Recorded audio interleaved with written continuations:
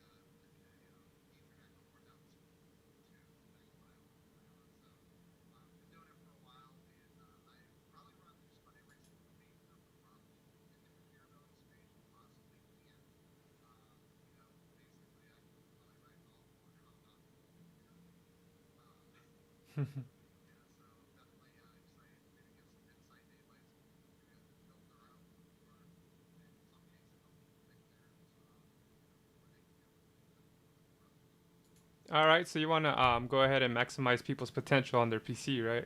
Is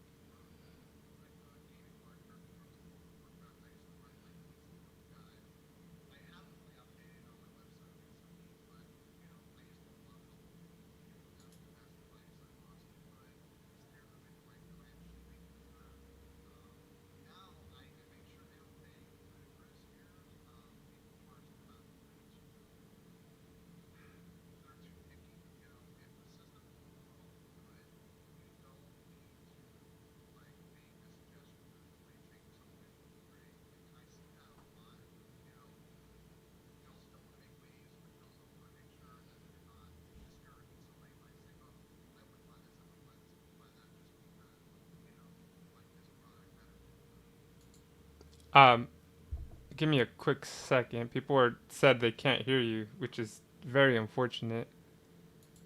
Um, all that, all that you just said. I'm so sorry, man. How embarrassing. Maybe I'd be able to when I do upload this, I'd be able to go ahead. All right, go ahead and talk. Can you hear him now, Laura? Yeah, I guess I'll just upload the one when it's not live with huh.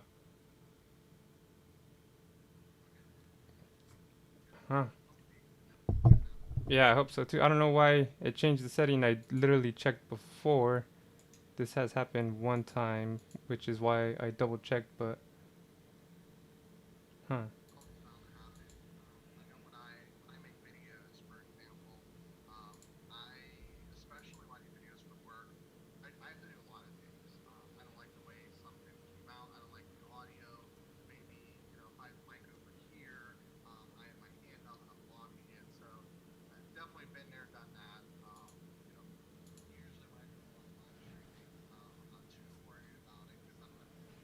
Yeah. Oh no, I'm barely starting, so I don't really got too big of an audience. But right now it says 3 people are in. We'll go ahead and let's see. Go ahead and do a quick mic check.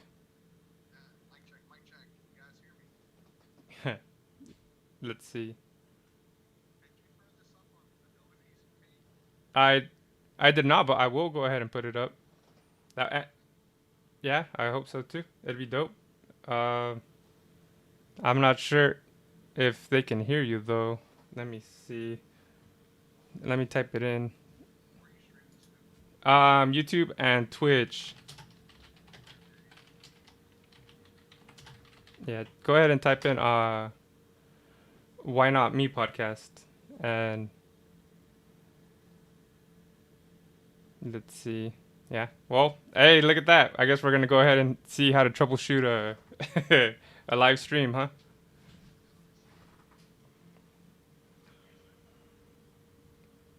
Okay.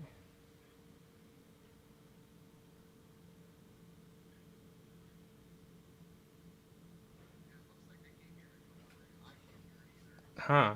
Yeah, I know. That's what I was listening to right now. Yeah, because normally I have you. Let me see where my speakers are. Oh, I think I probably know why. All right, speak now. I think I figured. Testing. Can anybody hear us? Yeah, I figured it out. I'm pretty sure this is why. Well, so I guess what happened is, can you hear it on the YouTube now? It's okay if it plays in the background. Yeah, that's what I'm talking about now. Normally I have you. I'm almost live. Yeah. Nice. I still can't hear myself. Huh. Oh, there we go. Okay, now we're All good. right. Cool. Yeah. So I figured it out. So I have an audio cable, a virtual audio cable plugged into the to one of the, I don't know what it is. I guess not a driver, but so I use an audio virtual cable to whatever you say on Zoom connects to here, Mm, and then it picks up from my desktop. Anything on my desktop it picks up, but it switched from my headset to the volume on my speakers, so it was gotcha. picking that up and not this. So Gotcha. So you want me to start over? nah, like I said, we'll go ahead and I'll re-upload this. Your video might not have as much views this part live, but the one I re-upload it'll be the same thing. It's okay. Gotcha. So anyways, sorry about that, everyone. We went and figured it out. I'm a little embarrassed. We got a big PC guy here, and we did a live demonstration of things that can go wrong with tech. Not intentional, but I guess to get this started, what is Big Head Tech? So it's so the original name of my company was going to be PC Budget Solutions. That's the name I used for years. That was the name of my YouTube channel. And what I realized was, while I love doing things on a budget and budgeting computers, in different ways, that wasn't really all I did. So I want to come up with a new name. And there's always been a joke that the men in my family have bigger heads, and mine particularly, I think, is more big this way, I think, if I remember correctly. So it was kind of a joke one day. I think my wife mentioned it, and she said, you should call it Big Head something. And then I said, well, why don't we just call it Big Head Tech? And then I had a logo made with a guy with a really big head and a small body. And I thought it was kind of funny, because I didn't want anything super serious, but I want something that, if I do anything with technology, that I could upload to this channel, not just computers and PCs, but if I do other things, like I branched out and I've done laptops recently. And actually those have been very successful reviews, some of them over 40 or 50,000 views in the first couple of months they've been live. So that's kind of where the name came from. And that's also what I officially named the company, Big Head Technology Solutions LLC. And I do regret that domain because it's very long to type whenever I do an email. And somebody's like, hey, can I get your company email for like shipping? And I'm like, first initial, last name at bigheadtechnologysolutions.com. They're looking at me like, really? I'm like, yeah. So, Maybe you but should yeah, have that's, maybe you should have shortened it to BHTS. yeah, I actually think the domain is taken. But Oh, yeah, okay. I was thinking about getting an alias domain as that, so I can just set on my email like that. But you live and you learn. So you told me earlier. I don't think anyone heard. But how long have you had Big Tech for? So technically, the company's only a little over a year old because I did not operate under a company prior. Yeah, don't tell the IRS that. But Nah, it's honestly, fine. I probably lost money years over years doing it. But I've probably been building since or I would say late 2011, early 2012. Um, saying like my dad got A+ certified in '90s, and we always had like the latest technology because he would go to like local computer shows and get really good deals and build us computers and stuff. And then I've always kept up on kind of what's going on, but I've never built any myself. And my dad helped me build my computer in 2011, and then he said, well, you seem to know what's modern and what's good now, and I can help you build. And we have a bunch of friends and family have been looking for computers for different applications. So we started doing that. And then I started branching out and doing some local builds for friends of friends, a lot of recommendations. Shipped a couple, stopped doing that because a lot of damaged items and shipping. Learned my lesson there. Took a couple $100 loss when I'm a college student. It's Damn. not easy to do, Yeah. but you do live and learn. So, but yeah, I've been doing it ever since, and probably about 2014 when I finished my undergrad, and I had an actual income and a career. I was able to easily pre-fund a couple builds prior, sell them off, and also started working on my YouTube channel a fair bit. Interested enough, and I don't want to take the mic too long, is up You're good, until bro. this year, I had one video that was way popular than the rest. And what it was my friend. I met her playing World of Warcraft, and I, what was it? Her computer finally let out, so I built her computer and shipped it to her. And because of the shipping damage, I had to ship the graphics card separate. So I was like, I'm gonna make a really quick video with my phone camera, and I'm just gonna show you how to install it. And in that video, up until the beginning of this year, had, I don't know, 70, 80,000 views. And I have no idea why. It was just how to install a GTX 770. And to this day, it still surprises me now. When I started to really ramp up in 2019, well, 2018, I took a little break in 2019. I made a couple videos that have exceeded that in a short period of time. So, in fact, the thumbnail you're using for this is the thumbnail from my most popular video, which itself was interesting. So that was a build I did for my friend. And I real quick was like, let me do a really quick overview of this case, like 10 minutes, just because I haven't done a review on this case. I'll put up on the channel. So honestly, it was like not one take. It was like 3 parts, but basically one take, done, upload, 140,000 views in a year, which is by far my most popular video. And I was thinking like I was going to skip this. And what's interesting is the YouTube algorithm is crazy. That was the NZXT H510. I did a review on an Antec RGB case for 4 RGB fans. It was the same price point, same class case, uploaded a few days later. And when that video hit 100,000 views, that video had less than 500. Same length, same time period, same overall kind of review. One product, 100,000 now, and then the other product less than 500. That has changed. That one's now up around 8,000 as of, I think, the time of this video, of this live stream. But that algorithm is weird. Yeah, man. I haven't figured out the successful part of the algorithm, but that's not really gonna stop me from doing this. Um, I do this because I enjoy talking to people and learning new things. So that's part of it. But I do want it to blow up. I'm not gonna lie. Yeah. It's funny. I was talking to a colleague of mine. I said, I'm about to go on this guy's podcast, and I've looked at some of the work and really structured, good equipment. Guy has his ducks in a row. Here I am pumping out decent videos. Some have lighting problems, some have audio problems. Some of them I'm not happy with it. Overall, I think the quality of my product is not as good as yours on most days. And I'm sitting at like 3,200 subscribers, right? It's like, why is that? And it's the algorithm. Like, I've grown my channel from 500 subscribers to over 3,000 in a year and a half. Like, Let's go. And it was just because like you keep uploading, and then you do something on the right topic or right product, and the algorithm picks it up and runs with it. Yeah. And it's a lot of it. You have to have a lot of hard work, and then you have to have luck as well to kind of start. But if you make a really good product, it will take off. Yeah, that I think my downfall is I don't make enough clips about this. I make probably like 1 clip per episode. I probably should make 2 or 3, especially since they're like an hour to 2 hours long.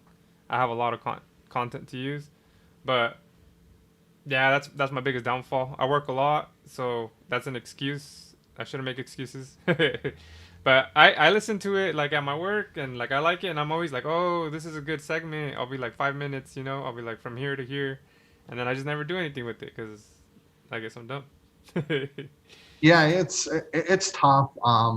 Sometimes I'll shoot. One day I'll shoot 5, 6, 7, 8 videos depending on what the product is. Like right now, I haven't uploaded in a week and a half, 2 weeks. So I upload a bunch of content. Twice a week is what I do. Tuesday, Friday, I try to stagger it. And then I haven't done a lot with Big Head Tech in the last couple of weeks because I don't have any projects and vacation, other things. Yeah. And it's like I'll shoot a bunch of stuff and it'll sit on my server for a while, and then when I go to revisit, I'm like, crap. Like, like I made a mental note, like I need to like Yeah. skip this or add that, and like you forget about it, and that's tough. The videos that, you know, it really stinks because some of the videos that I put a lot of work into don't do well, and some of them, That's unfortunate. yeah. So what it is performance videos. I'm probably going to take a step back from, like comparing two processors. A couple of reasons for that is, a, that's a lot of work. So sometimes those videos can take 2 or 3 days to produce like straight, because I have to spend all day testing, retesting, verifying results across multiple CPUs, multiple graphics cards. And the other reason why I want to get out of doing it is because I don't hold on to product, because I mean, I should, but I'd rather invest in my life rather than holding on to products. So I've realized that a lot of my results are outdated. So I don't want to show bad information to my customers. But like when the Ryzen 3000 series launched, like I got up early. I went to Micro Center 3 hours away. Almost was late because my brother wanted to stop to get something to eat. So back up, my mom had passed away earlier in the year from a battle of cancer, Sorry and to we hear were that. kind of thanks. We were kind of getting out of the house. It was like the first boys trip, me, my brother, and my dad. We had two stops, so Micro Center's one, and then we were going to Summit Racing to get helmets because I'm in cars and racing. And Hell our yeah. helmets, what's up? I said, hell yeah. Yeah, our helmets were not up to certification. They had just lapsed. So we got new helmets. My brother really wanted to stop and get something to eat. And we get the Micro Center, and there's a line. We got there a few minutes before it opened, and they were handing out tickets for 3900Xs. And I got the very last one.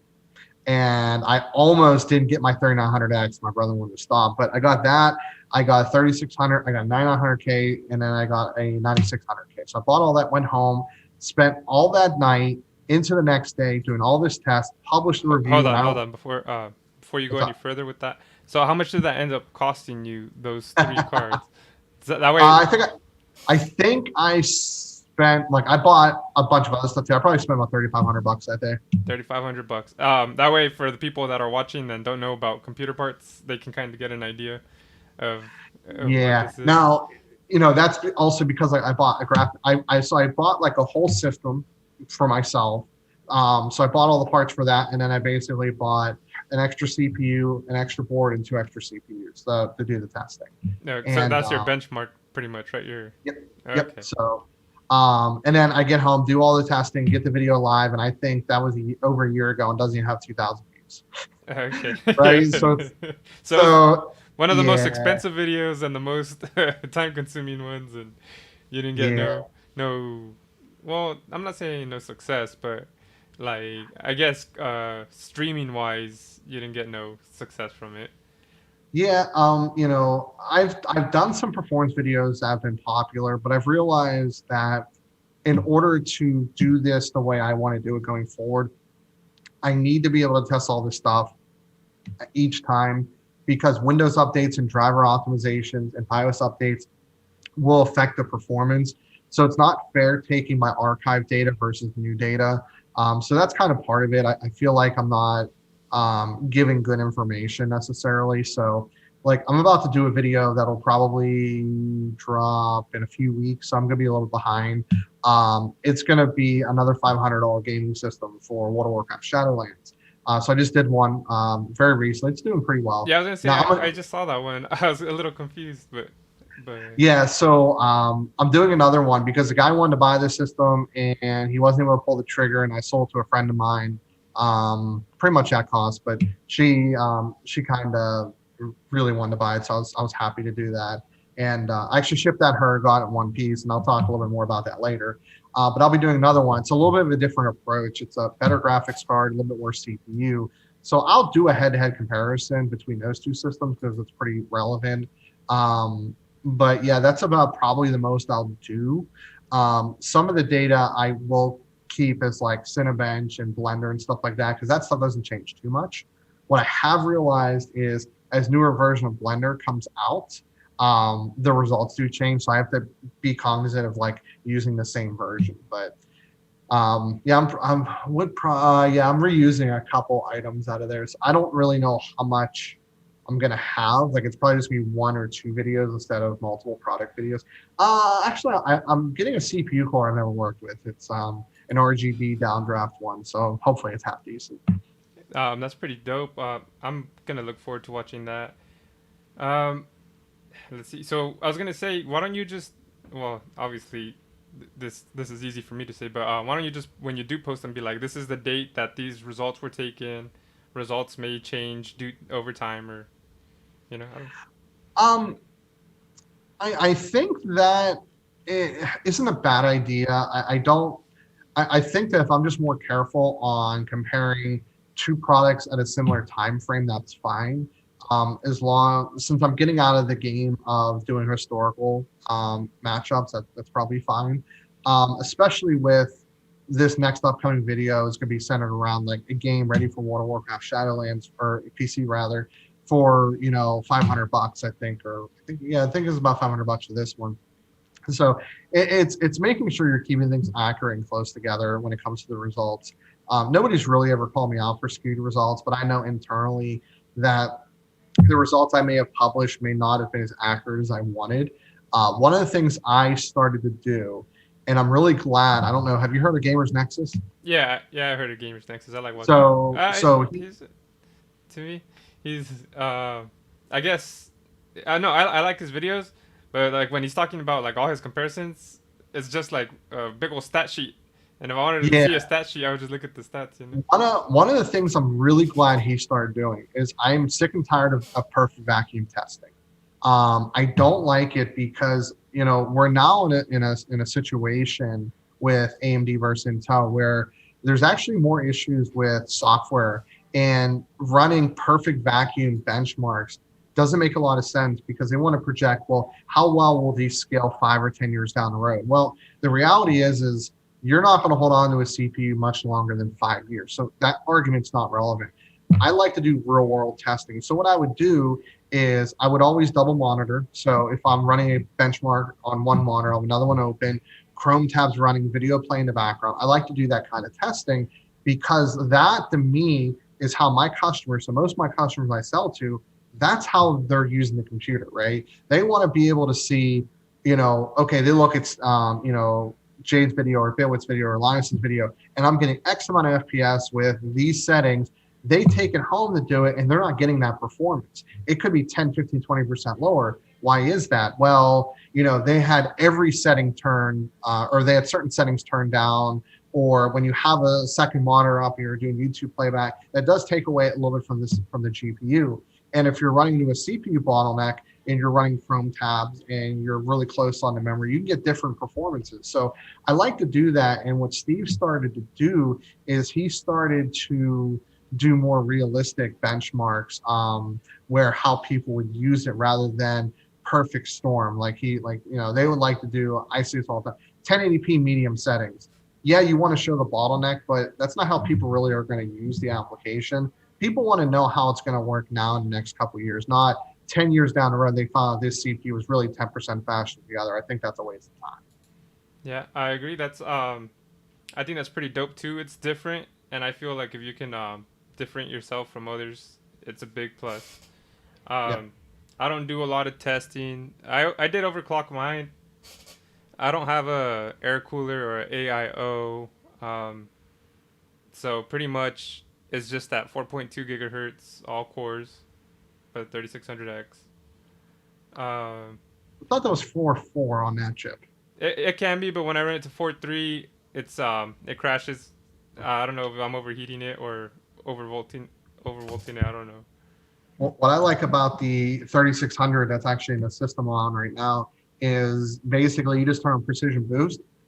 It'll run 4.2 all day. You don't even have to overclock it, touch voltage. It'll do it all day. And that's something that I've become more akin to when people talk about, well, you can overclock it. Well, I've overclocked many systems. I'm not pro at it, but I've done it, right? It becomes frustrating because what I've found out is you can run a test for 8 hours or 10 hours and it can be stable for a while. And then there's one program or one game where it's going to start crashing.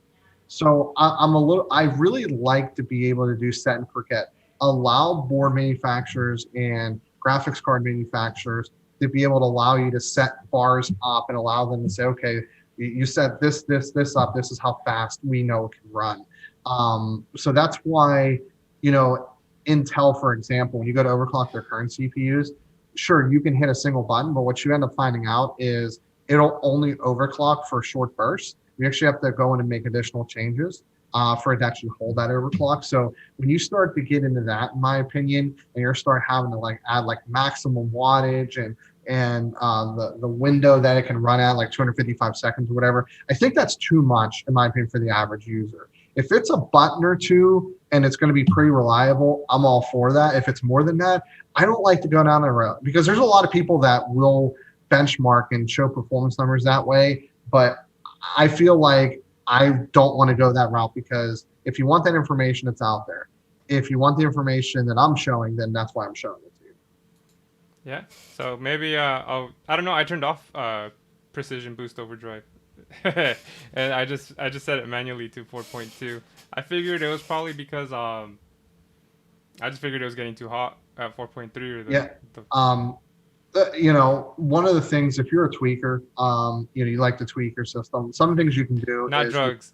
yeah, is you can bring down temperatures. So one of my more popular videos I did last year was undervolting a graphics card, and I had a graphics card that for whatever reason ran really hot. It shouldn't, but it did.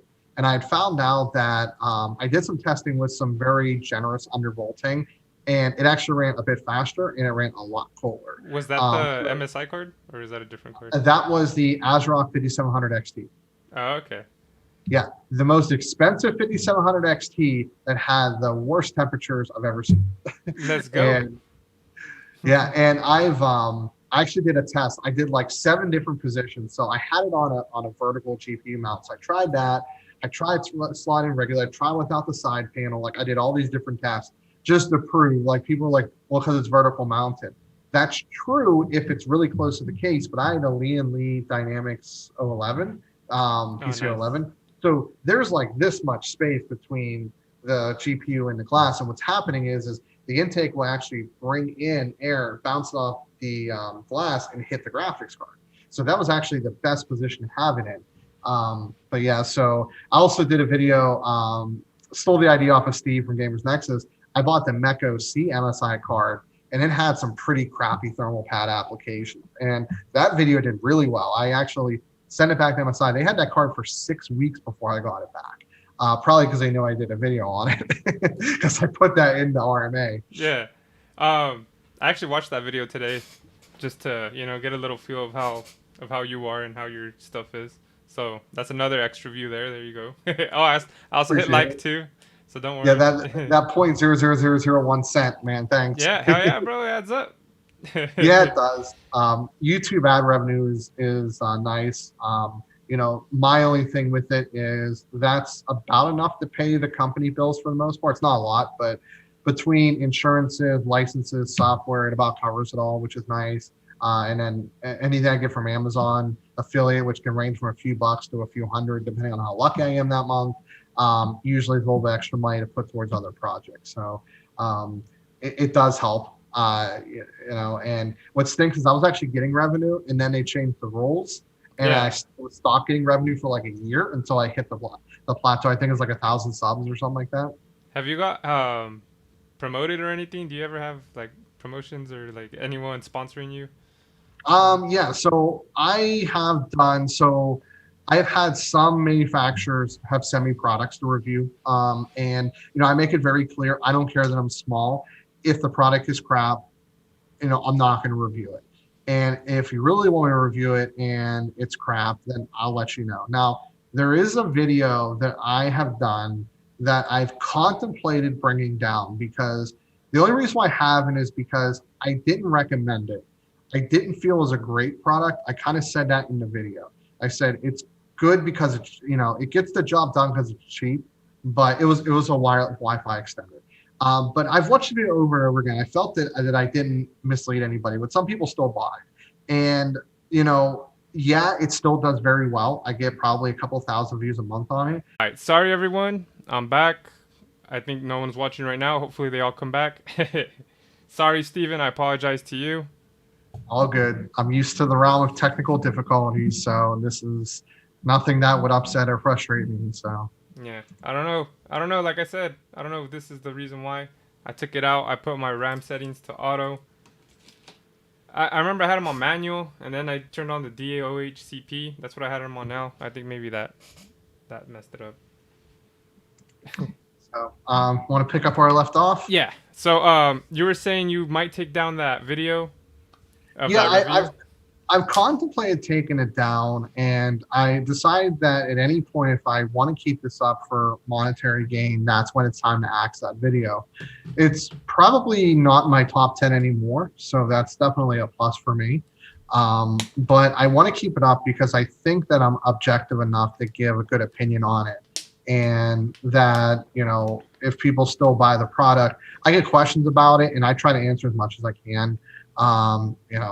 And I'm still up in the air. That video may get taken down at some point, though. I haven't, like I said, I haven't really decided about it. But that same company, so that is from one of the companies overseas, and it wasn't them. So the company PC Cooler was one of the first companies, second company actually, to send me a product, and they had recommended a sister company to review that. So that's where that came from. But the reason why I took their word on it is they said, we have these RGB fans. And I said, well, I'm pretty picky about fans. I don't like high airflow fans. Not that they're bad, but I find airflow fans useless. The reason for that is in a computer, there's having a bunch of fans is not useful.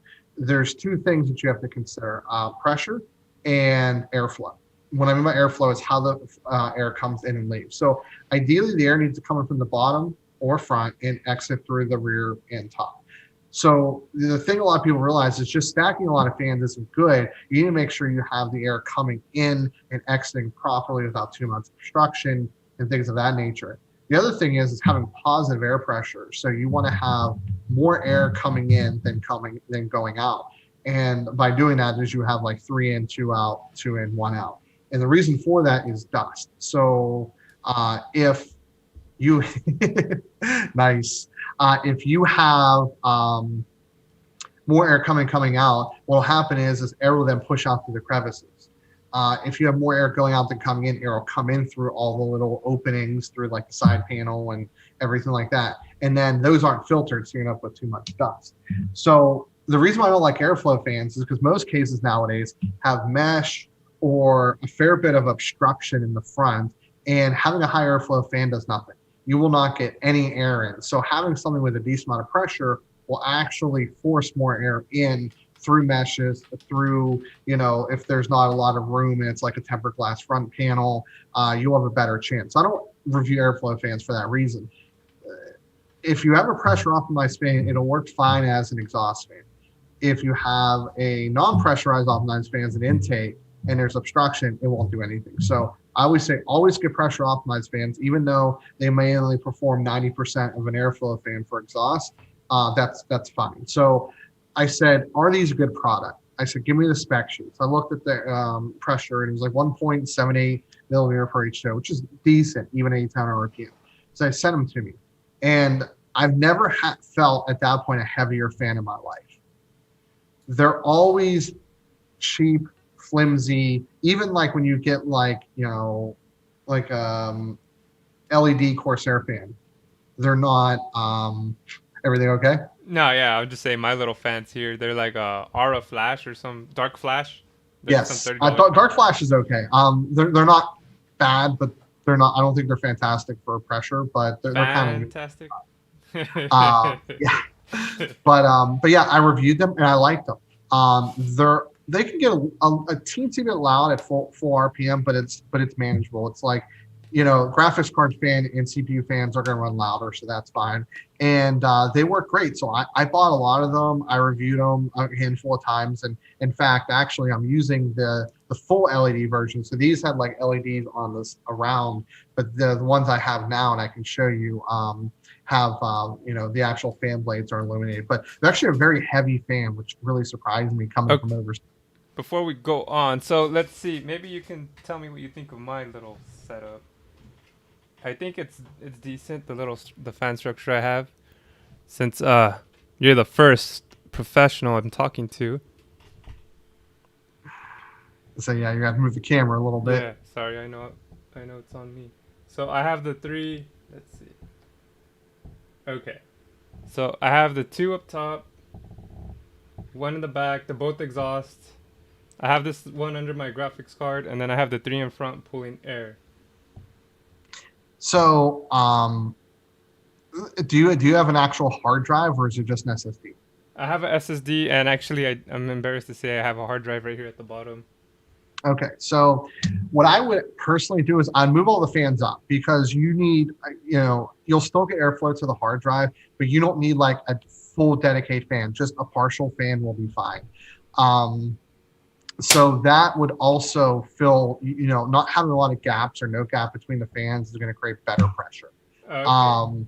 Me personally, just because I like more positive pressure and negative, I would remove one of the top fans. Now, the only reason why I would do that is so you'd have to clean out the case less, but it's probably not really causing any issues. As for the direct fan for the graphics card, it's probably helping a fair bit. I just think it's ugly as hell.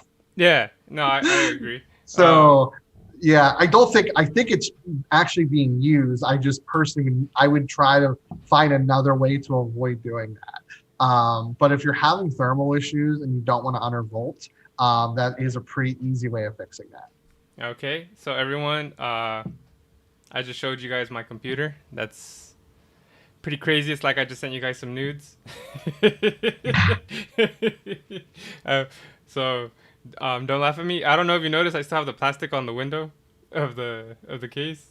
Yeah.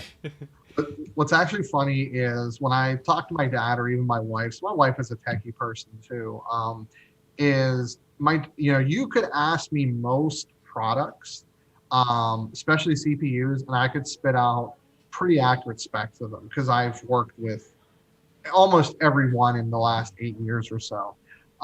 And it's funny because anytime I see like Lions Tech Tips on his live stream and he's trying to remember something, or he mentions the wrong product, like he might say 4th gen Intel versus 6, or there's 6 versus 7, etc. I'm like, yeah, you're thinking about the wrong one, dude. Or, that doesn't have 6 cores, that has 4. It's like, I have such a big memory bank of so many products. Like you mentioned your lane cool too.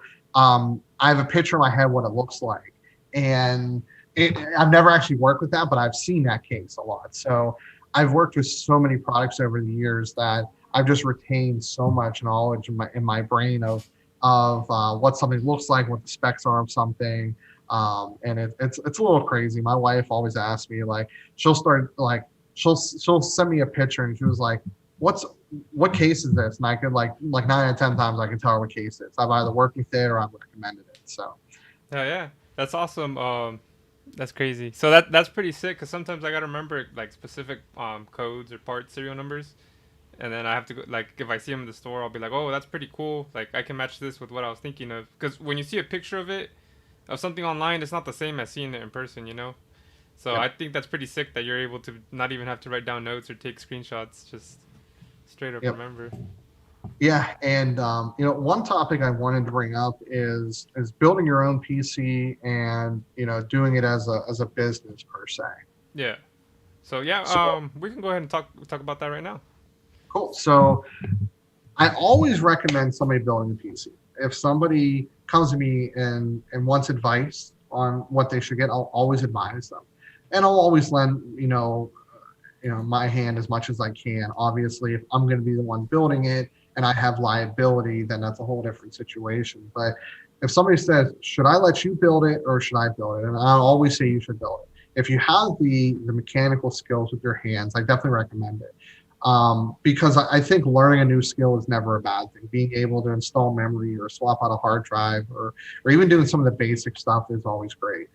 What people don't realize though is that, me, it's easy. If I have a bunch of parts coming for a customer build I'm doing right now, there's a really good chance if something's DOA, I have enough parts to figure out what it is very quickly. If it's your first build and you hit the button, it doesn't turn on, you know how daunting a task that is, because you don't have spare memory, another motherboard, spare power supply. You don't have all those. Like, is it the monitor why it's not outputting video? Did I hook it up right? So then you have to hopefully have a friend that can help you with it and have time. So that's the other side of building your own computers, is like, if it doesn't go together right, or it doesn't turn on, and you've done all the troubleshooting, you don't know what part is bad, right? So that's the downside. Once you do it a couple times, once, twice, three times, maybe you'll have a couple extra spare parts, or you'll see like a good deal on a power supply, and I'll order that and just, I'll have it on the shelf or in the closet just in case. Then it becomes a bit easier. So that's kind of two sides to it. Pre-builds have actually become a little bit scary when it comes to value. I was telling you before the show, I saw a Ryzen 5 3600 with a 1660 Super for $500 or $50 or $600. With tax, that's the same price as the build that I'm doing for this customer. It's definitely not nearly as good. But here's a couple of issues with that. And this is what I've run into many times. Usually when you deal with these builders that build a lot of them, like it's called like ABS Tech or something, you're going to get a really sketchy power supply and a really low end board. So that's one concern. Here's the other thing people don't realize. I've shipped a computer across the country from Pittsburgh to California. That's $60 to $80. Most companies do not cover that shipping. They only cover it back. So what happens if you get it and it's DOA, or if it fails in 6 months? Most companies are not going to send you a shipping label. You have to cover that. So now that $100 you saved is almost wiped out. And this is an interesting story I had. A friend of mine ordered from CyberPower, and he got it and it worked fine. Then like 8 months later, we figured out the motherboard died. So I did some diagnosing, figured out it was a bad board. He packed it up. It was $85 to ship it back to them. They received it. It was damaged during shipping because you don't want to ship with a graphics card. Now you can pack it. They have expandable packs to do that, but not even I have those, and I really should. And they charged him $120 damage fee and shipped it back to him. So he was out $205 and still had a broken system. So he could have just bought a motherboard, a brand new motherboard for that price. So that's the downside of buying. Yeah. Now, the flip side when you're building a system for somebody is, if you're not going to support the product for any period of time, then you really shouldn't do it. It's going to build a bad relationship between you, your friends, your family, or the person. And honestly, that person should not buy from you if you're not going to offer any kind of support. Because what's the difference between buying it from Best Buy and buying it from you if you're not going to support it? Yeah, at least true. Best Buy will probably do something within the first year. So that's the other thing that people don't realize is I usually charge anywhere from $75 to 10% of cost. That's usually my profit. And the reason why is, if somebody brings me something within a year and I don't have I don't have a lot of parts laying around, so I'm gonna have to eat something if something dies that I've sold recently. What I generally will do is I will go on Amazon, order a similar or better part, have it here in 3 days, put the part in, give it back to them, take the old part, RMA it, get that back, and either put that in my inventory when I run inventory, or I sell it for a loss. Yeah. If you don't offer any kind of service, then why would you buy it from them? If you're like, well, I'll RMA for you. RMAs take anywhere from 2 to 6 weeks. So that means you're going to have their computer. They're going to be down for 2 to 6 weeks. Again, why don't they just buy it from CyberPower PC or Best Buy to be down for that long? So that's kind of the thing that a lot of people miss when you start building for customers, is you have to be able to offer a quick turnaround and at least get them up and running within 3, maybe 5 days maximum. I try to do it as quickly as possible. So my role is, if I have, right now I've kind of cleared out inventory, but usually I do a lot of mid-range systems. So it's pretty common for me to have like something like a 1060 or a 1080 laying around, something of that level. So I'll just toss that card and give it back to them. And I'll say, hey, in 2 or 3 weeks when I get the new one in, we'll meet up. I'll come to your house. I'll do a swap, driver update, be done. And that to me is acceptable. If you can get them up and running within a day or two so they can go back, then that's fine. But that's part of that 10% or that 75 or 100 or $150 profit you make is you're gonna eat costs, you're gonna be covered, you're gonna be paying for shipping, you're gonna be, gas, time away from friends, family, and stuff like that. So when people go into building PCs, like keep that in mind, like you're on the hook for supporting that for at least a year, if not maybe longer.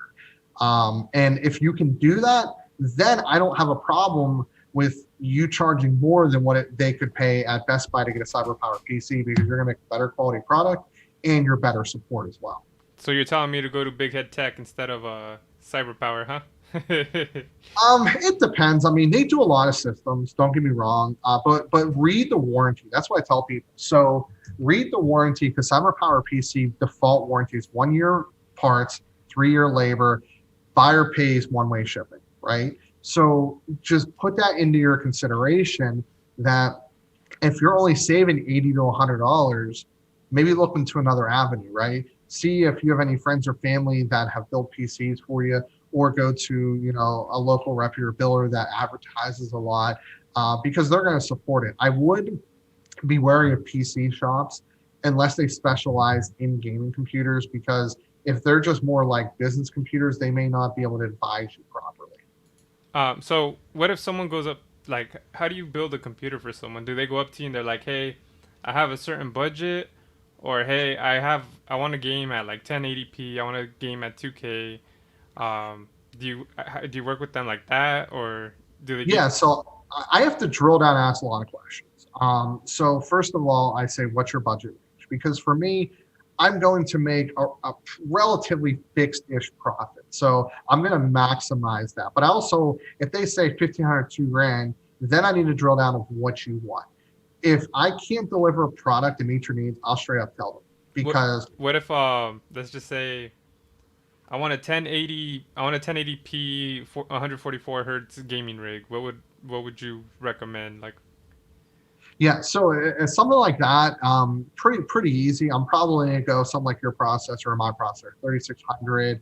Probably hook it up with like RTX 2060, 5700. That's what my wife runs. If you're trying to stay more on the budget side, and I know those aren't like budget parts, but yeah, that's about as low as I would probably go. It also depends on what games you're playing too. That makes a huge difference. If you're playing modern AAA, definitely need to go at least like 2060 or 5700. If you're like me, who, I play a wide variety of games: Flight Simulator, Forza, World of Warcraft, League of Legends, and a couple other games like sometimes GTA 5. But none of them are actually super demanding. So that's why I'm only running at 1080. yeah. Flight Simulator being a little bit demanding, but that's neither here nor there. So it's about understanding what the requirements are and making sure they understand what they'll get to, right? Yeah. Most games, you're not going to always get 144 FPS unless you really dial in the settings. And I tell people, never run on Ultra. Yeah.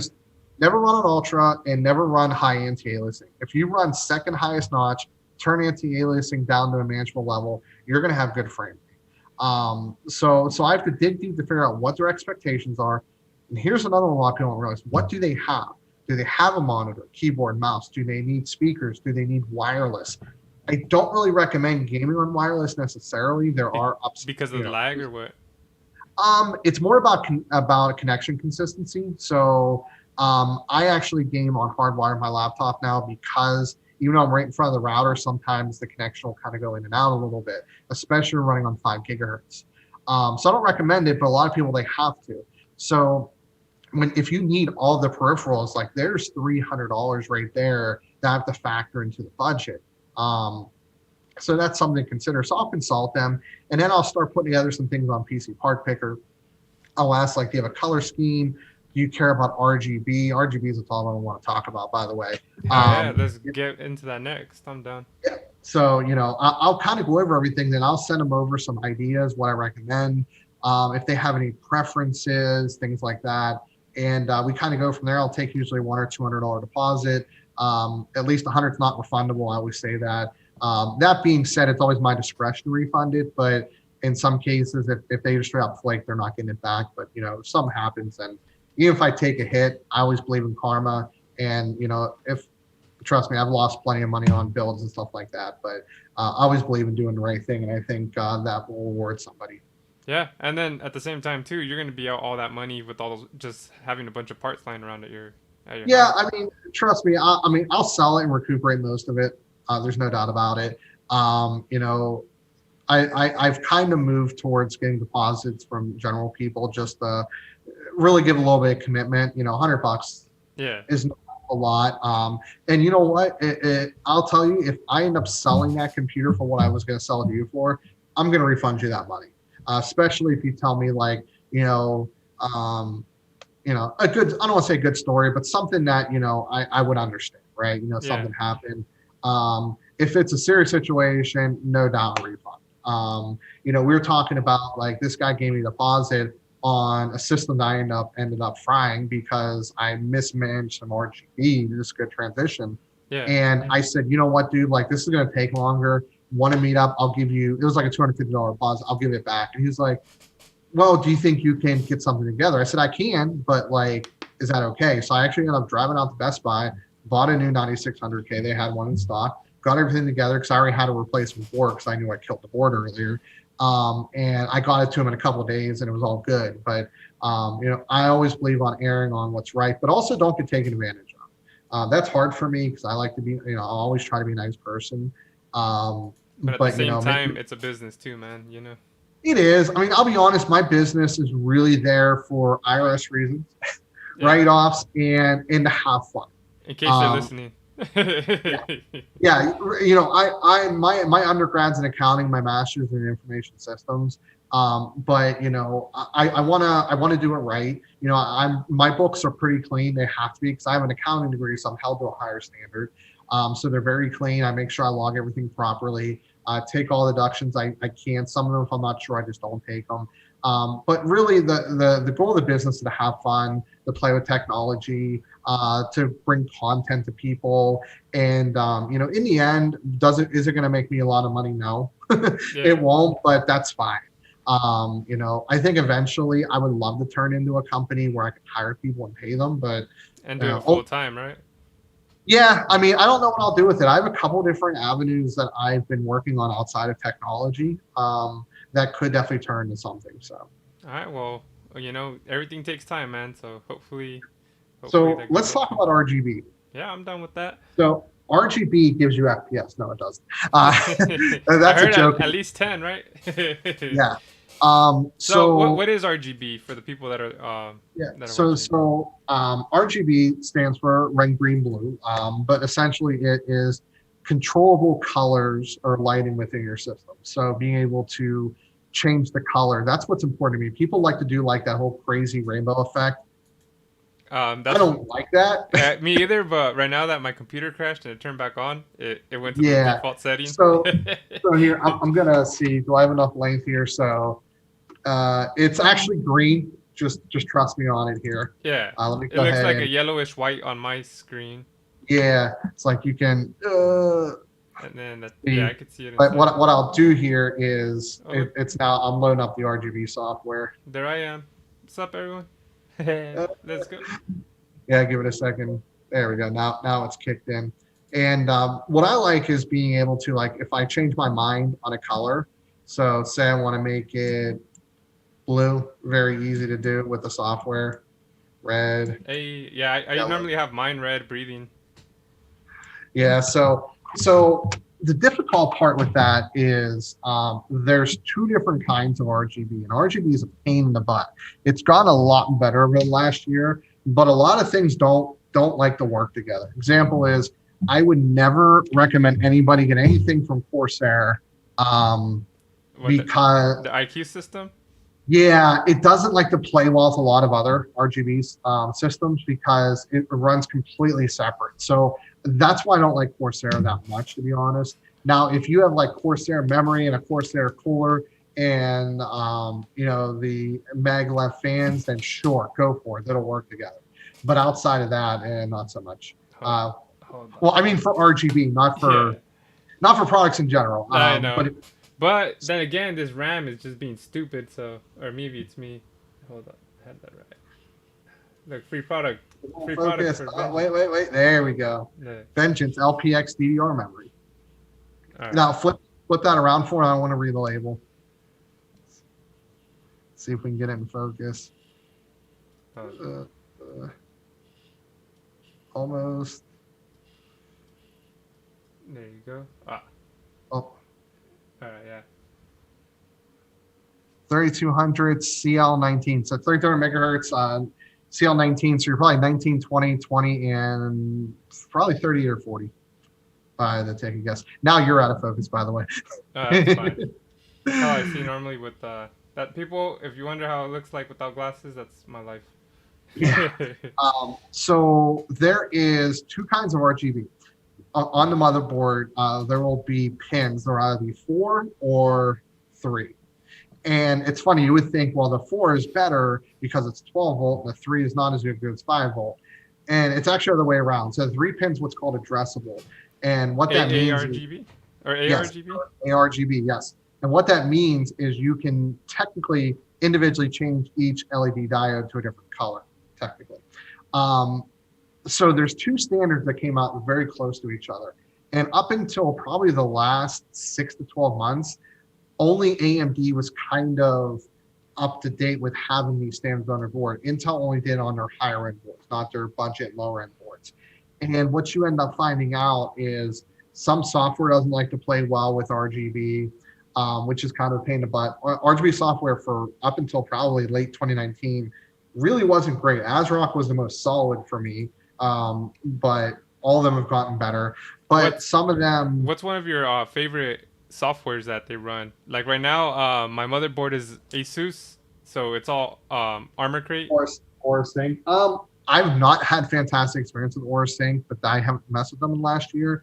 Recently, Gigabyte Fusion and ASRock, ASRG, whatever, has been solid. So I did a build where we decided because he already bought this really stupidly expensive Gigabyte AIO, that he went with a Gigabyte board and a Gigabyte Aorus graphics card. So everything was controllable through the Fusion software, including the memory and the fans. So that was good. But what I'm seeing for the most part is regular RGB, the 4-pin, is not that common with like fans anymore. Most of them are addressable. So you have to make sure that you have enough headers. You have to look at like what kind of connectors on the fans. If it's like if it has some sort of like fan controller, can that bridge off to the motherboard or not? So you really have to plan RGB. And if you haven't done it, you can mess it up very easy and not be able to connect everything up and control it right. So that's a pain in the butt, and that's something I've mastered pretty well, and something that I've had to advise a lot of people on. So for example, I use the PC cooler fans a lot. I can get a 3-pack for about $35-$40. They have the splitter. They all split off into 3-pin. You can actually daisy chain another set into that. Very easy to work with, has worked on many boards. So I always default to them. They're the ones I'm using. They honestly, are they as good as Corsair Maglev fans? Probably not, but they're 1/3 the cost too. So 10% performance for 1/3 the cost, I'll take that any day.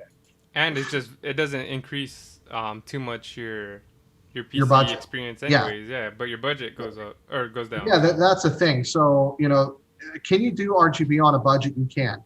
RGB is going to cost you about $10 on the memory side, and it depends on the case. So if you have to get fans, you've got to budget about $40. If you get like the case I just bought is the Masterbox 311L with the mesh front. That comes with 2 RGB fans in the front. So I'm actually I put one in the back because I like balance. Yeah. And those I've already worked with those before. Cooler Master, their RGB fans their air balance have gotten better. They had some bearing issues from my experience, but they've gotten better. But very similar thing. They have, they come with the splitter. They can daisy chain. They're standard. There's a lot of RGB sets that don't have standardized connectors.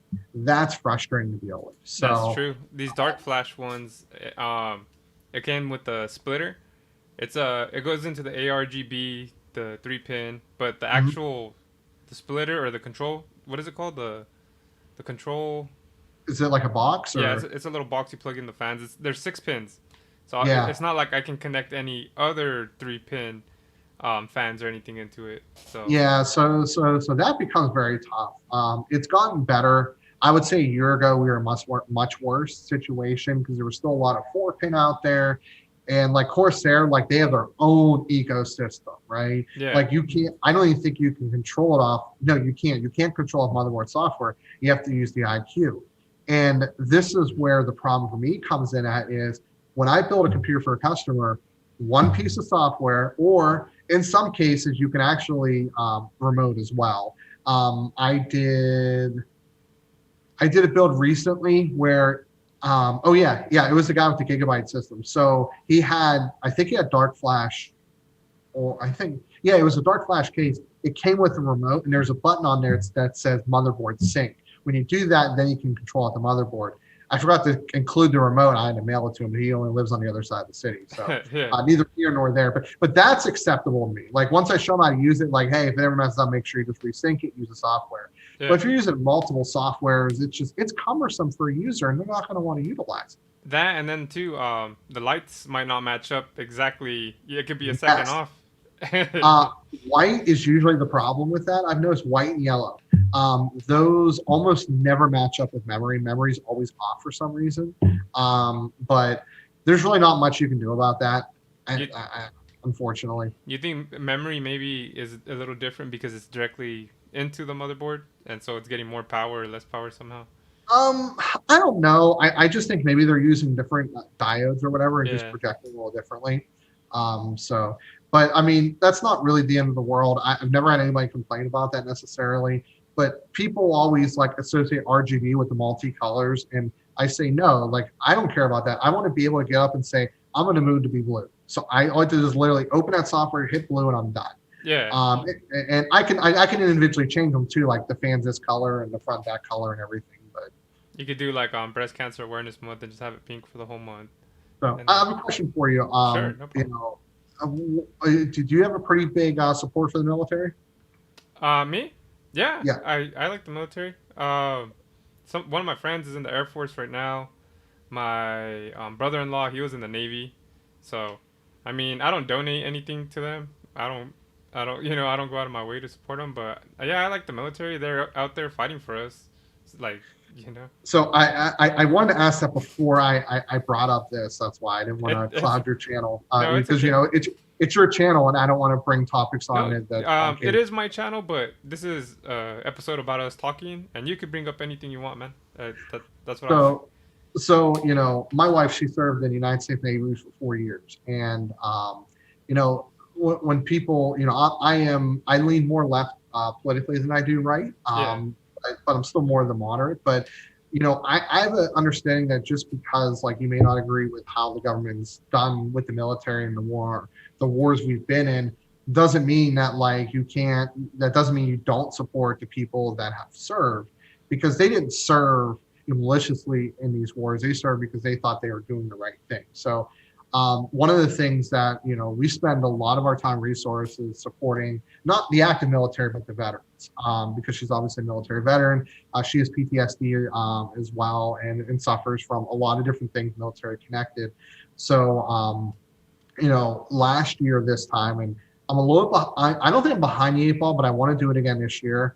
So I built a PC for a local disabled veteran, and I want to do it again this year because we really strongly support disabled veterans, because 22 veterans a day commit suicide because they don't have access to the help they need. The VA is not properly funded by any means, and a lot of veterans they struggle because here's the thing: like my wife didn't see combat, but she was still deployed in hostile territory. So when you go from a mentality of just being told when to wake up, what to do, how to do, when to do it, to thrown back in society, that's tough. And then just thinking about for her, like when she was in the Middle East, in the Navy, when they were, docked there for a week or so, she'll be walking and all of a sudden they'll see a Taliban flag a block away on a building and realize they need to run because they're now entering an area where they can get kidnapped, right? So even stuff like that, people don't realize, like transitioning from military back to civilian is tough. And they just think about people that have seen war, which is horrific. They don't think about people who have seen people kill themselves because of depression, not being able to cope in society because just going from a mental state of Yeah. having no control of your life to having full control is tough. So And I'm then hoping to do it always being together. on alert too, right? Yeah, Yeah, that's a big my difference wife, too. they would do something called, I think they're called Alert 7. So basically, from the first alarm to the first F-18 or F-16, whatever one gets launched, is 7 minutes. So how it works is, she was on a super carrier called the USS Nimitz, and they will run with a couple destroyers, unknown amount of submarines, and they will actually run 4 planes running 100-mile perimeter. So the alert 7 means that something got past the perimeter and will be at that ship within 7 minutes. That's the shortest alert they have. So they could be in the middle, they could be 3 in the morning. That alert goes off. They have to get up, get dressed, get on a deck, and get the first plane off the deck in 7 minutes. So you can imagine being, especially in like doing training exercises, right outside hostile territory, you don't know if it's a drill or not, right? They don't tell you that. Now, what often happens is you probably won't be fully dressed and ready. You'll probably throw stuff on over your PJs. And when you find out it was just an alert and you passed, sneakily go back. But yeah, it's definitely, I learned a lot about military service. And, it's even tough for her to this day sometimes. We have a dog who acts as a support in some ways. But the last year was really special because it's very hard to find people that are deserving. What I mean by that is people who really, really deserve something will never step forward, ever. You kind of learn that in life. So finding a veteran who could benefit from a gaming PC and surprising them by getting, family and friends in on it was tough. But I did. A friend of his reached out to me, and the thing was I was doing a graphics card giveaway. And what he didn't know was a whole system. So, I got to talking to him and I said, hey, do you mind if we do a couple quick videos and all that stuff? And then I lay it on. I was like, oh, yeah, by the way, this whole system is yours. So it was like a Ryzen 5 1600, or it might have been 2600, a GTX 1070, 16 gigs of RAM, 500 gig SSD, a gaming monitor. I had like 3 or 4 sponsors involved that donated parts. So it was really cool. And I really hope to be able to do that again. It's a cause I really support. Yeah. I believe that that you don't have to just contribute money or products. We donate to the VA 6 times a year. We've done probably a dozen or so charity walks. We do direct donations as well. I support something called a DV Farm, which is pretty cool. A little bit graphic on the side, like their podcast is definitely rated R, but it's definitely interesting. I listened to Jocko Willink. I listened to his podcast. I think my wife does. Yeah. My wife listens to all that. Yeah. He talks to like people that served, or he reads books about, if they passed away, he'll read books about them and then like go through the chapters and stuff. I guess he served in the Afghani war. Was Almaty? Yeah, I think so. Yeah, so I listened to that, but go on. You were talking about other ways to help. Yeah, so but the thing I've always said that kind of bothers me is, I'm not very vocal on Facebook about supporting the military in ways that other people are. So it's not about showing people you support. It's about doing. So any initiative you have, people love to give lip service, and it's not about proving that you support a cause. It's about supporting it. Yeah. And it's not always about the money. It's about the time and the effort, right? And I definitely encourage anybody, if there's a cause you believe in, there's a lot of ways to support it. Even those times you can't contribute money, make some time for it. Try to reach out to somebody affected by a certain cause and maybe sit down with them and talk to them. That could make somebody's day if you're really big on getting awareness for any cancer or Alzheimer's or whatever, right? Or now with the current pandemic, there's a lot more you can do than just sit on social media all day. So I definitely encourage anybody, if you have any passion, to really pursue it. I think the time we're in now is an opportunity for people to do stuff like that, because I think a lot more people have more time in their hands for good reasons and bad, right? And I am seeing that more. I'm definitely seeing more people come together, which, I always try to look at the benefit of everything. And I can list a lot of positives with 2020 for us. So, because I don't like to be overly negative. My mom was like that. That was just the way she was. And I was always trying to be positive about things. And I think looking at, shaping our world, I work in technology. I'm a customer success engineer for network monitoring company.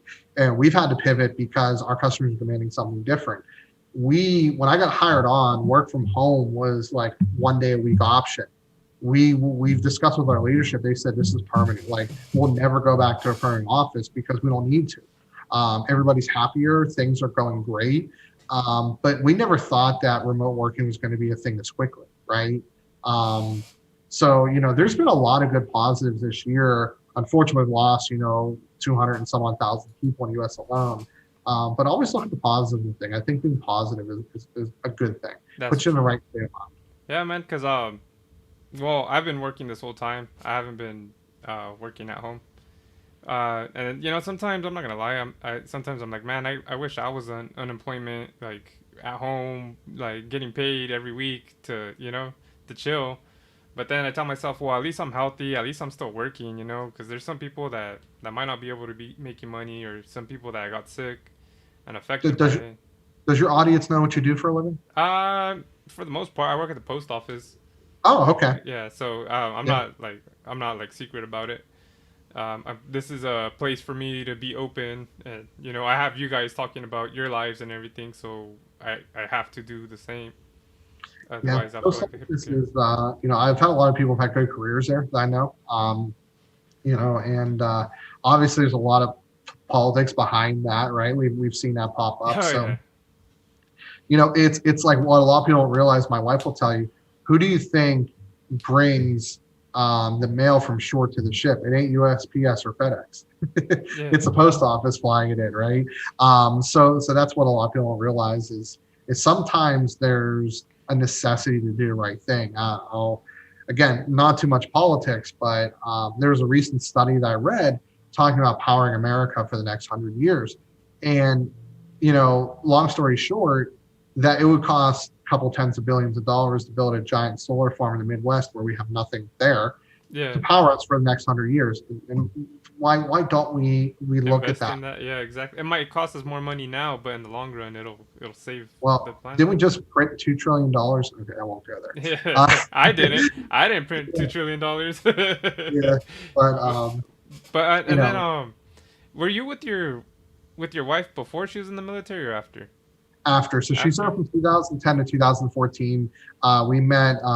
We officially started dating Friday 13th, 2014. That's Uh, it's a little scary. yeah, and then a week ago today we celebrate our third anniversary being married. So Oh, um, congratulations. thank you. So it's honestly been a great relationship, good marriage. We're very compatible people. We're both techies. We both game, although we don't really play the same games. It's kind of interesting. That makes sense. Yeah, I mean, there are some crossover. Like I played a lot of first person shooter games, but she's definitely played more. She plays more sports games, and that's only because they're not on PC. But I crush her in NHL anytime we play, and then she beats me in Madden. I disconnect the controller and walk out. Uh, You're one of those guys. Dude, every time I play someone yeah, on Madden, they end up quitting early. yeah, but it's really we've had such a good relationship because we are, now that we both work from home, we're able to spend as much time as necessary to make us happy, and we have time apart. She'll be upstairs on her computer, I'll be downstairs. And you know I'll also say this, we have a dog. We treat him like a human child. His monthly expenses come to approximately $700 a month. Jeez. So yeah, definitely. It's not cheap. Not to say all dogs are that expensive, just our dog is. Yeah. But he's had a great impact on us. I mean, I wouldn't say we'd be divorced by any means, but it's definitely been, you know, probably matured us having to actually take care of something. Yeah. Because we were young adults. We were trying to figure it out. And, we had to learn how to take care of him, right? Who Because he who doesn't trained feed the dog? himself. More me than her. Oh, okay. but she was there for most of the training classes, and we've done ongoing training and stuff like that. So he's a border collie, very interesting character. Um, you know, despite him being a high energy breed and his parents are low energy, we always make that joke. He's very chill. Like he'll Yeah. sleep in at 2 o'clock with my wife. She works second shift. I work obviously like more of a regular shift, but we actually just went on vacation, and the vacation was playing 100% around him. It's the only reason why I went to the beach. He Oh, got sick and ended up in ER the first day. well, what happened Uh, there? yeah, we were playing ball on the beach, and there's too much sand going on the ball, and he ingested too much sand, and it Oh, caused okay. his whole intestine to get like swollen and Ooh. everything. Because part of the reason why it's so expensive is because he's a very sensitive GI system, so we have to make his food, Yeah. and he eats like 20 to 30 pounds of ground meat alone a month. So Is then there's probiotic and supplements he gets, and is it he just also that goes. dog or No, like yeah, that? it's just Or is that whole breed? no, it's just him. Oh, okay. And he went on a kibble strike.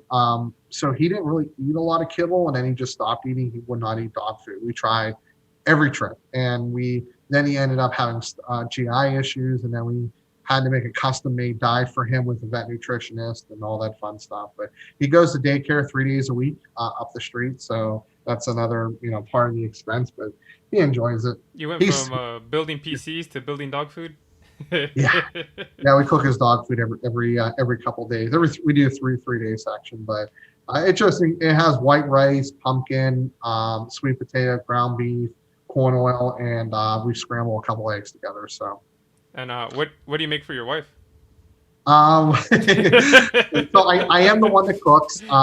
So we've actually have collectively lost almost 60 pounds in the last 8 weeks. Oh, that's nice. So I have some haters on YouTube that have made many comments about my weight, and on YouTube it's different. I will never argue with someone on YouTube. I'll argue with somebody on Reddit. I'll argue with somebody on Facebook, but YouTube is an area I don't. So I kill them with kindness when they make jokes like "you need to lose some weight." I'll be like, "I agree with you. Thank you for the comment." Just leave it at that. But Yeah. I do all the cooking. I never actually learned. I picked up habits from my mom, and we watch a lot of cooking shows together. That's like one of the things I like to do is watch, beat Bobby Flay and Guy's Grocery Games and the Tournament of Champions. A lot of Guy Fieri stuff. I love Guy Fieri. I think he's awesome. Have you been to any of his restaurants? No, not yet. That's one of our goals. Okay. He's actually bringing one to Pittsburgh. Oh, nice. Yeah, So so we're excited about that. get your But reservations ready. yeah, I know, right? But I've just learned a lot of tricks off of that, and I do all the cooking. We're on Weight Watchers, and it's been very successful for us. And we're gonna keep going the way we get to our goal healthy weight. So, but I do like to cook. I like to make new things. I like a challenge. Trying to find healthier ways to make some foods that we like. So that's been fun. Yeah, and then you can make some pretty good stuff too when you're cooking yourself. Yeah. Yeah, that's what I noticed is eating out's tough, especially at like non-chain restaurants, because it's very hard to gauge like how bad something is for you. There's a lot of substitutes like on Weight Watchers, for example, ranch is really high in points, and I hate fat-free ranch.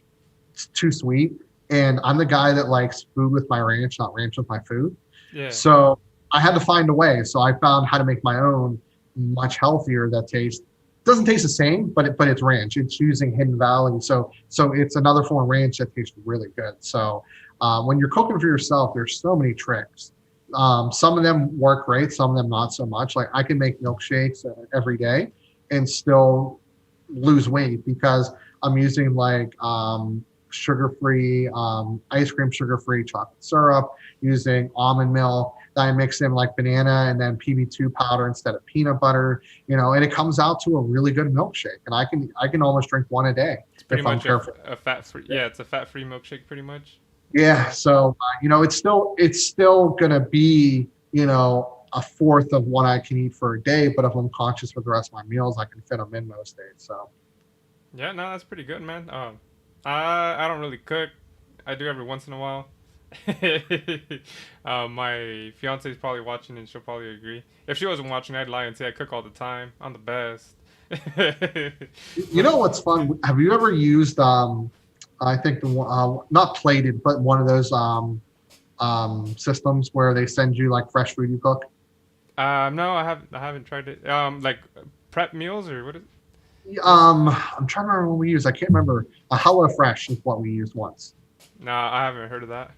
So they send you, freeze. It's in dry ice, and it's gonna be like raw chicken and vegetables, all that stuff. And they give you cards, and you can actually cook, or it actually tells you, the steps to cook and what to do and how to do it. My wife loved it because she's good at following a recipe and directions. She's not good at like doing stuff on her own. So we Yeah. would do that together, and it's kind of fun to do as a couple cooking those meals. It takes about 30 minutes usually to prep, and they're pretty good too. So Yeah, because I remember when I was younger too, my mom would be like, well, I'm Hispanic, so we make Mexican food.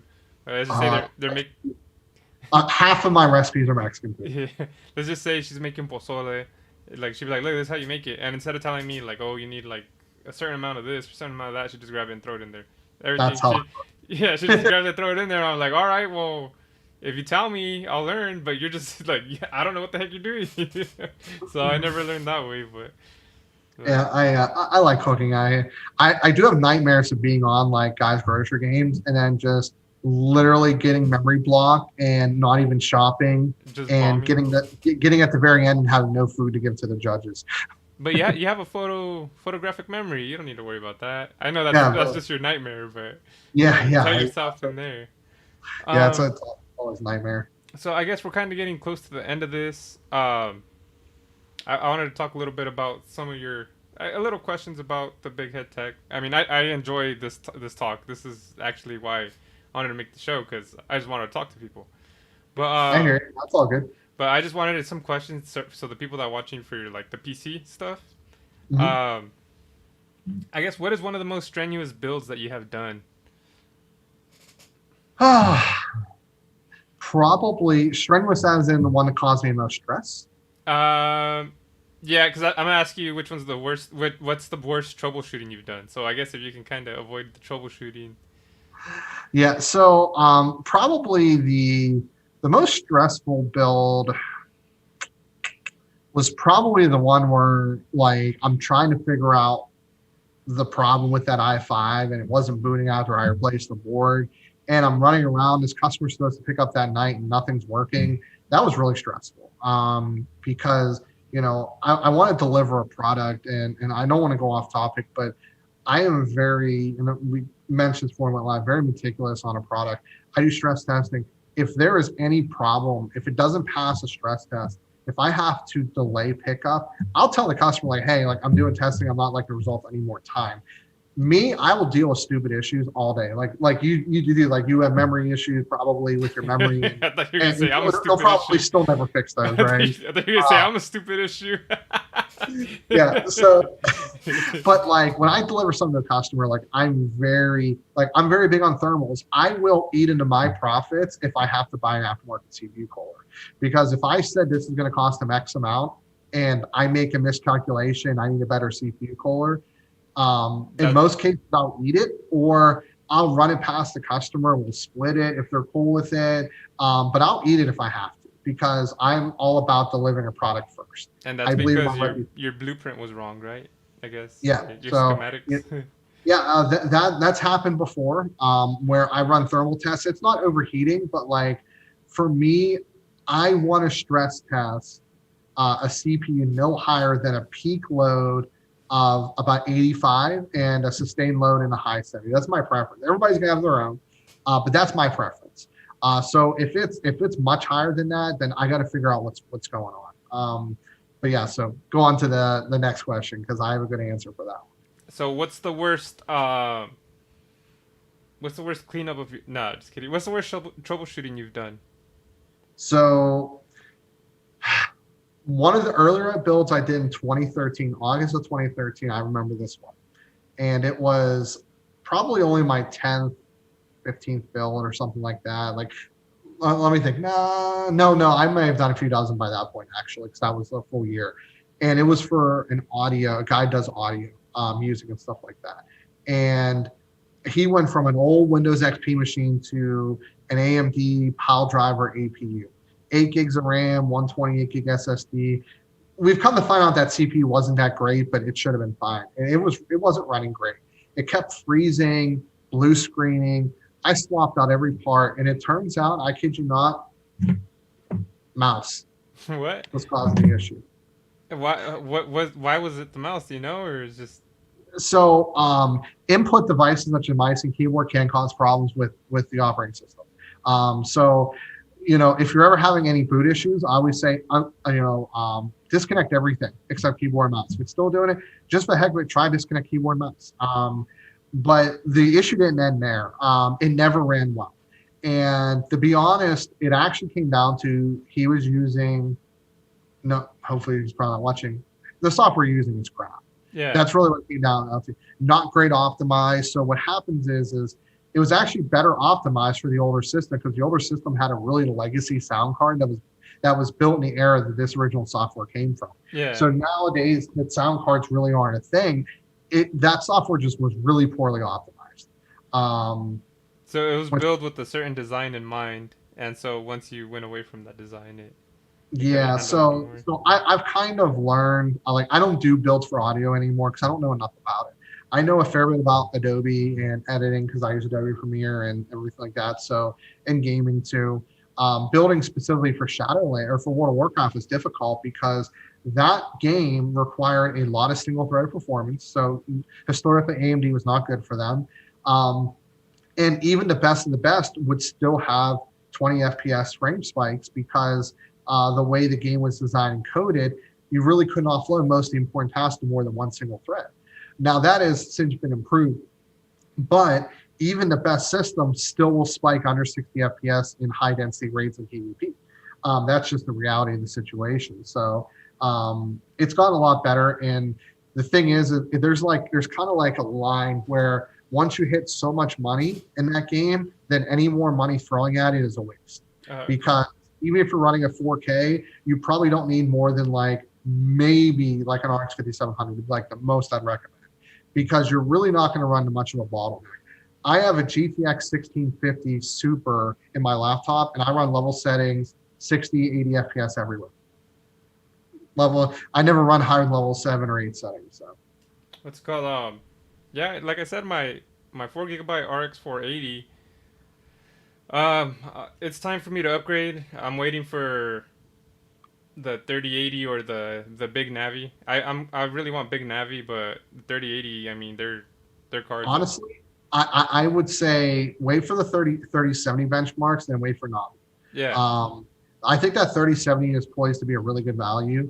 If it's 2080 Ti performance ish or around there for $500, yeah, that's gonna be crazy. But big Navi from the benchmarks I've seen look to be trading blows with the RTX 20 or 3080. That being said, it's AMD's benchmark, so wait for benchmarks. Yeah, I have a 2K monitor too, so I mean, as long as I can run 120 hertz, actually not 120 hertz at 2K, I'd be happy. Yeah, so I really want AMD to compete on at least if they can compete with the 3080. That's all I care. They don't need to touch a 3090 in my opinion. Yeah, that's just overpriced. Yeah, because honestly, AMD's been killing on CPU. They've not had a pretty good track record with GPU the last couple of years. Their drivers have struggled. I love AMD, but I'll be honest, I've gone NVIDIA a fair bit recently because AMD, for the price point I was at, was not offering a great value. If they offer great value, of course I'll go AMD, but if they're not, then I won't. Yeah, I like brands too, but like you said, when it comes down to it, it's all about getting the performance for your money. Yeah. Speaking of brands, one of the brands I love to buy from is EVGA. I'll never forget. It was my wife's computer. I was overclocking it. It was a i5 4690K, and it was on I think it was a Z75 chipset, if I remember correctly. And I ended up bricking the board, overclocking it. So I'm calling them at 2 a.m., figuring out why the board's not working. They know I was overclocking it. that has a jumper switch to switch to a second BIOS, and they help me at Yeah, 2 o'clock in the morning. So like a uh, performance and a quiet mode, pretty much, right? yeah, so I was able to do that and reflash other BIOS. So like there are certain brands that I will always deal with. I'll pay a premium for EVGA products because of support. I'll be honest, I'm not thrilled with Gigabyte support. I've had to RMA a couple things. I'm not really thrilled with them. Yeah. Asus, pretty easy to open a ticket and get something done. Both Asus and EVGA both transfer warranties from my experience. EVGA is open about it. Asus, I believe, also just asks you for the serial number, and it'll give you, if you don't upload a receipt, it'll be based on manufacturer date. So both of those are pretty cool to work with. So I definitely recommend those brands, just from my experience. I buy a lot of ASRock products, but I've not had to deal with RMA. So that's kind of a catch 22 Yeah. there. Um, I think my cousin has an ASRock motherboard. Is it a B450? I think he has a B450 ASRock. It looks pretty dope. He's had no problems with it. Probably either a Steel Legend or a Pro 4, if I had to guess. Yeah, probably. I'm not too sure. If you're, hey Anthony, if you're watching this, go ahead and type in your motherboard. So I love the Pro 4. It was it's a little more expensive now because they're not being made anymore in the B550s out. But it was I believe that was a 4+3, or there might be a 3+3. It might be a 3+3. And honestly, it had decent VRM cooling. You can put up to probably a stock 3900 or even a mildly overclocked 3700X without any issues on the VRM. It has RGB, addressable RGB, USB Type-C, 4 RAM slots. Like, it was a fantastic budget board. I actually have a B550 ASRock board. I think I have the Pro 4. Yeah, I have the Pro 4 in my system, and I love when you can buy a budget product for even a high-end system. Like, I will throw a 3900 in here all day, All and day. probably, yeah, because it'll handle it. So that's one thing I love. I'm a little bit of an AMD fanboy, no doubt, but I acknowledge it, but also I also advise accordingly, right? I will buy, like, I'm building an Intel system because for a customer, an i3-9100F is a quad core for $70. He was on a budget and they want to play WoW, so it's like turbo to 4.3, high single thread performance. It's perfect for WoW, and that's all he wants to play. But AMD has been killing on the CPU side, and for anybody that's watching that is pretty well vested into it. One thing that has plagued me for a while is in benchmarks, my performance testing, AMD should gain better than Intel, and it hasn't. I think we figured out why, and that is AMD had a latency issue. So the way their CPUs are designed, they have two chiplets and they have an I/O. And the problem is the cache is split between two chiplets. So in order to access the rest of the cache, they have to go from the chiplet to the I/O to the other chiplet, and that caused a higher latency. So despite high single thread performance, it was having issues accessing all the cache, and sometimes it would be accessing the cache on a slower core because some of the cores can only, and unless you looked in CCX overclocking, you can overclock individual clusters because some clusters may only hit like 4.3, but another cluster might hit 4.5 or 4.6. So with their new CPUs, they're putting the cache, I believe, on the die, and the way they have it set up is the fastest cluster will always be used more. So that's why we saw a huge boost in single thread performance.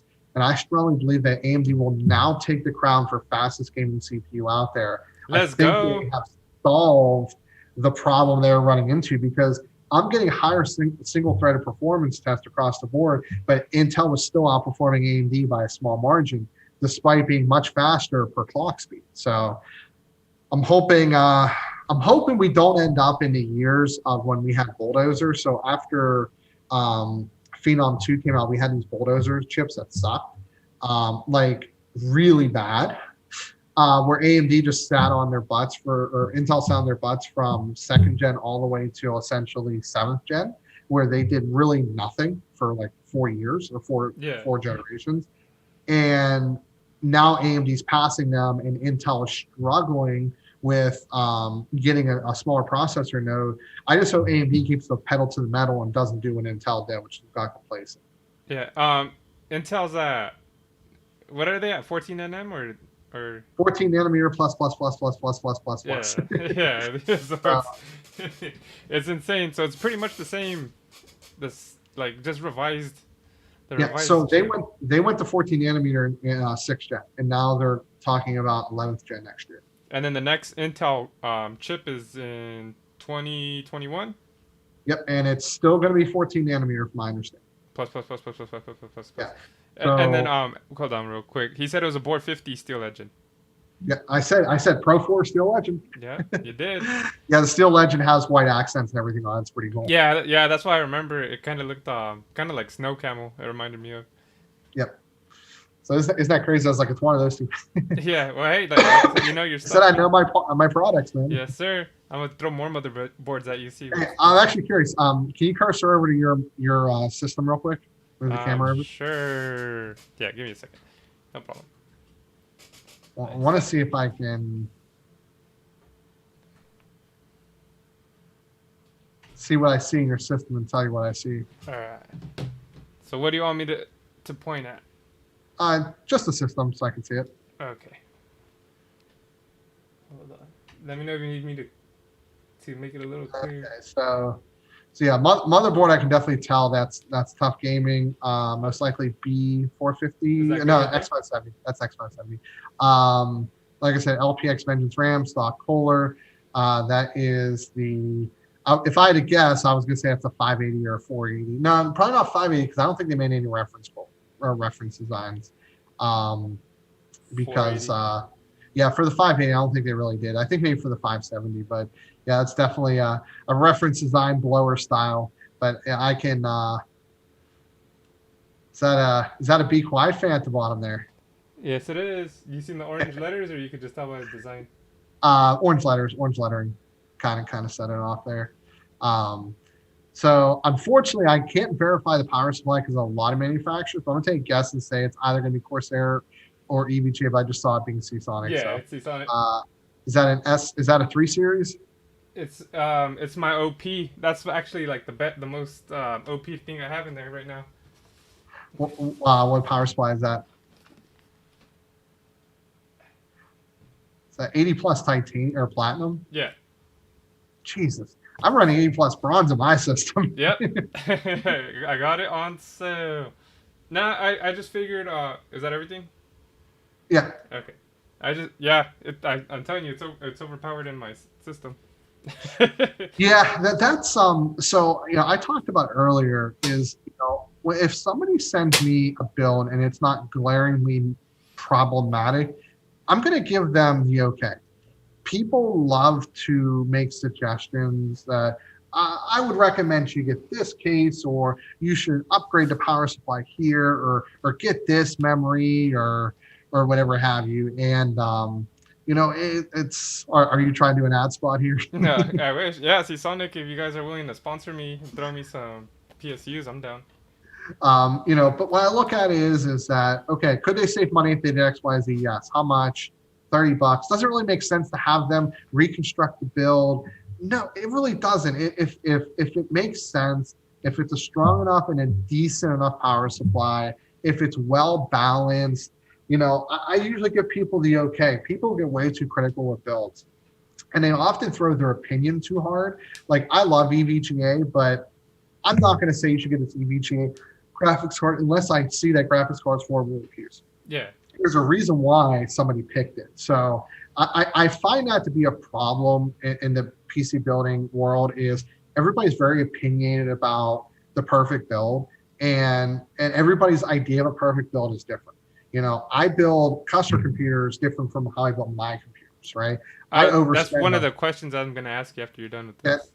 Yeah. I'm pretty much done with that topic, but yeah, I feel like people need to be a little bit more, need to take a step back when they're advising people on PC builds because, you want to advise to make sure you're not making any big mistakes. But outside of that, you don't need to nitpick and tear apart somebody's build just because you prefer a case or a brand and then some people will be like, your power supply, I would definitely say no, right? 80 plus gold at 750, I'd probably say get a 650 80 plus gold. What are you doing? I don't know, I just like my power supply. Like if you had that and that was like $150 in your bill, I'd be like, you should probably get like a 650 80 plus gold. Yeah. Could you get away with a 550 plus bronze? Yeah, you could in your system. But there's a reason why you went for an overkill power supply. Maybe you just say, look, it's high quality. I want it to last forever. I would probably still advise a step down, but I wouldn't go all the way down to bronze because there's a reason why you went with something so high, right? Yeah. So if I could save you $80 and still get a top tier 650 watt 80 plus gold power supply, I'm going to make that recommendation. Now, if that power supply is on sale for like $120 or $130, I'm going to say, you know what? You can save $10, but you'd be really giving up a lot to save $10. Yeah, I think I got it for 130. Yeah. So in that case, I would say, hey, look, you can save a lot of money by going down to like a good 80 plus bronze. Well, right now you probably can't. Yeah, no, right now definitely. I think I saw one today on Newegg, but they're having that fantastic deal. Yeah. So I would say, hey, you could probably save a little bit of money. But the thing is, the other thing is like, okay, if you save $60, let's just say, or no, you probably save like $50 max. Where could you put that $50 to improve your system? For you to be graphics card, no doubt, right? Yeah. So I would make that suggestion still in that situation, just because it's about balance. I always feel that your graphics card should cost more than your CPU unless you're video editing first, right? So in your case, depending on when you built yours or rebuilt yours, you probably upgraded yours. I think it was the beginning of this year is when I got my CPU. I got my Okay, CPU, my motherboard, and. But you already had the graphics card, right? Yeah, the graphics card. Yeah. So in your case, obviously, if you didn't have the bandwidth or didn't want to upgrade your graphics card, that's why you didn't. But when somebody builds system, that's one of the check marks I look at is your graphics card, unless you're editing first, should be more expensive than your CPU. Your motherboard, in most cases, shouldn't be the most expensive part of your system, right? In almost any modern build, $150 to $175 motherboard, at least on the AMD side, is the most you ever need to spend. Yeah. Have I spent more on boards? Yes, I have. Do you need to? Not with B550. Power supply, anything above 650 watt E plus gold, I generally am not big on recommending, maybe 750 depending on that. But people are like, well, what about future upgradability, SLI? Well, SLI's dead. One thing I've also have noticed is I have never had a customer where I built a system that we ended up upgrading the RAM before we just overhauled everything. By the time the memory wasn't enough, the system was outdated enough to do a full rebuild. Yeah, I feel like with RAM, you can use that pretty much for the whole life of your. Yeah, so like if I go super budget, like I've gotten boards with 2 RAM slots on a budget, I put 16 gigs. They're like, well, it doesn't have 4 slots. I said, I get that, but like by the time you need 32 gigs of RAM, you probably need to spend more money on a board, more money on a power supply, you're going to be overhauling the system. So, spending more money on a board right now, just with inflation, just doesn't make a lot of sense. So yeah, I think I got mine bundled with I got mine bundled with my CPU, and I think the board came out to 165. And then the CPU, I don't remember how much my CPU was. The 3600X, maybe like 210. Yeah, I would say about 210. So it came out to like around 370, 350. I just remember they had a bundle. And then right now, it's AMD's kind of rough because there's not a lot of super budget B550 boards that are like, you can get a really good B550 board for like 150 to 160. And when you downgrade to like the Pro 4, like what I have, it's a fine board, but you are going from something that can handle an overclock 3950X to the max on a 360 IO to something that you might be limited with the VRM cooling before you hit that mark. So until B550 boards hit the real low hundreds, low hundreds, upper 90s, it's going to be tough because you're in a situation where you spent almost as much on your board as your CPU, and that's usually kind of a no-no in my book. But I don't really think you have much of a choice, especially because now you can upgrade to a $700 CPU and not have to switch out your board. So you're kind of forced to do that. Yeah. So that was fine. Yeah, especially since you probably save money on the combo.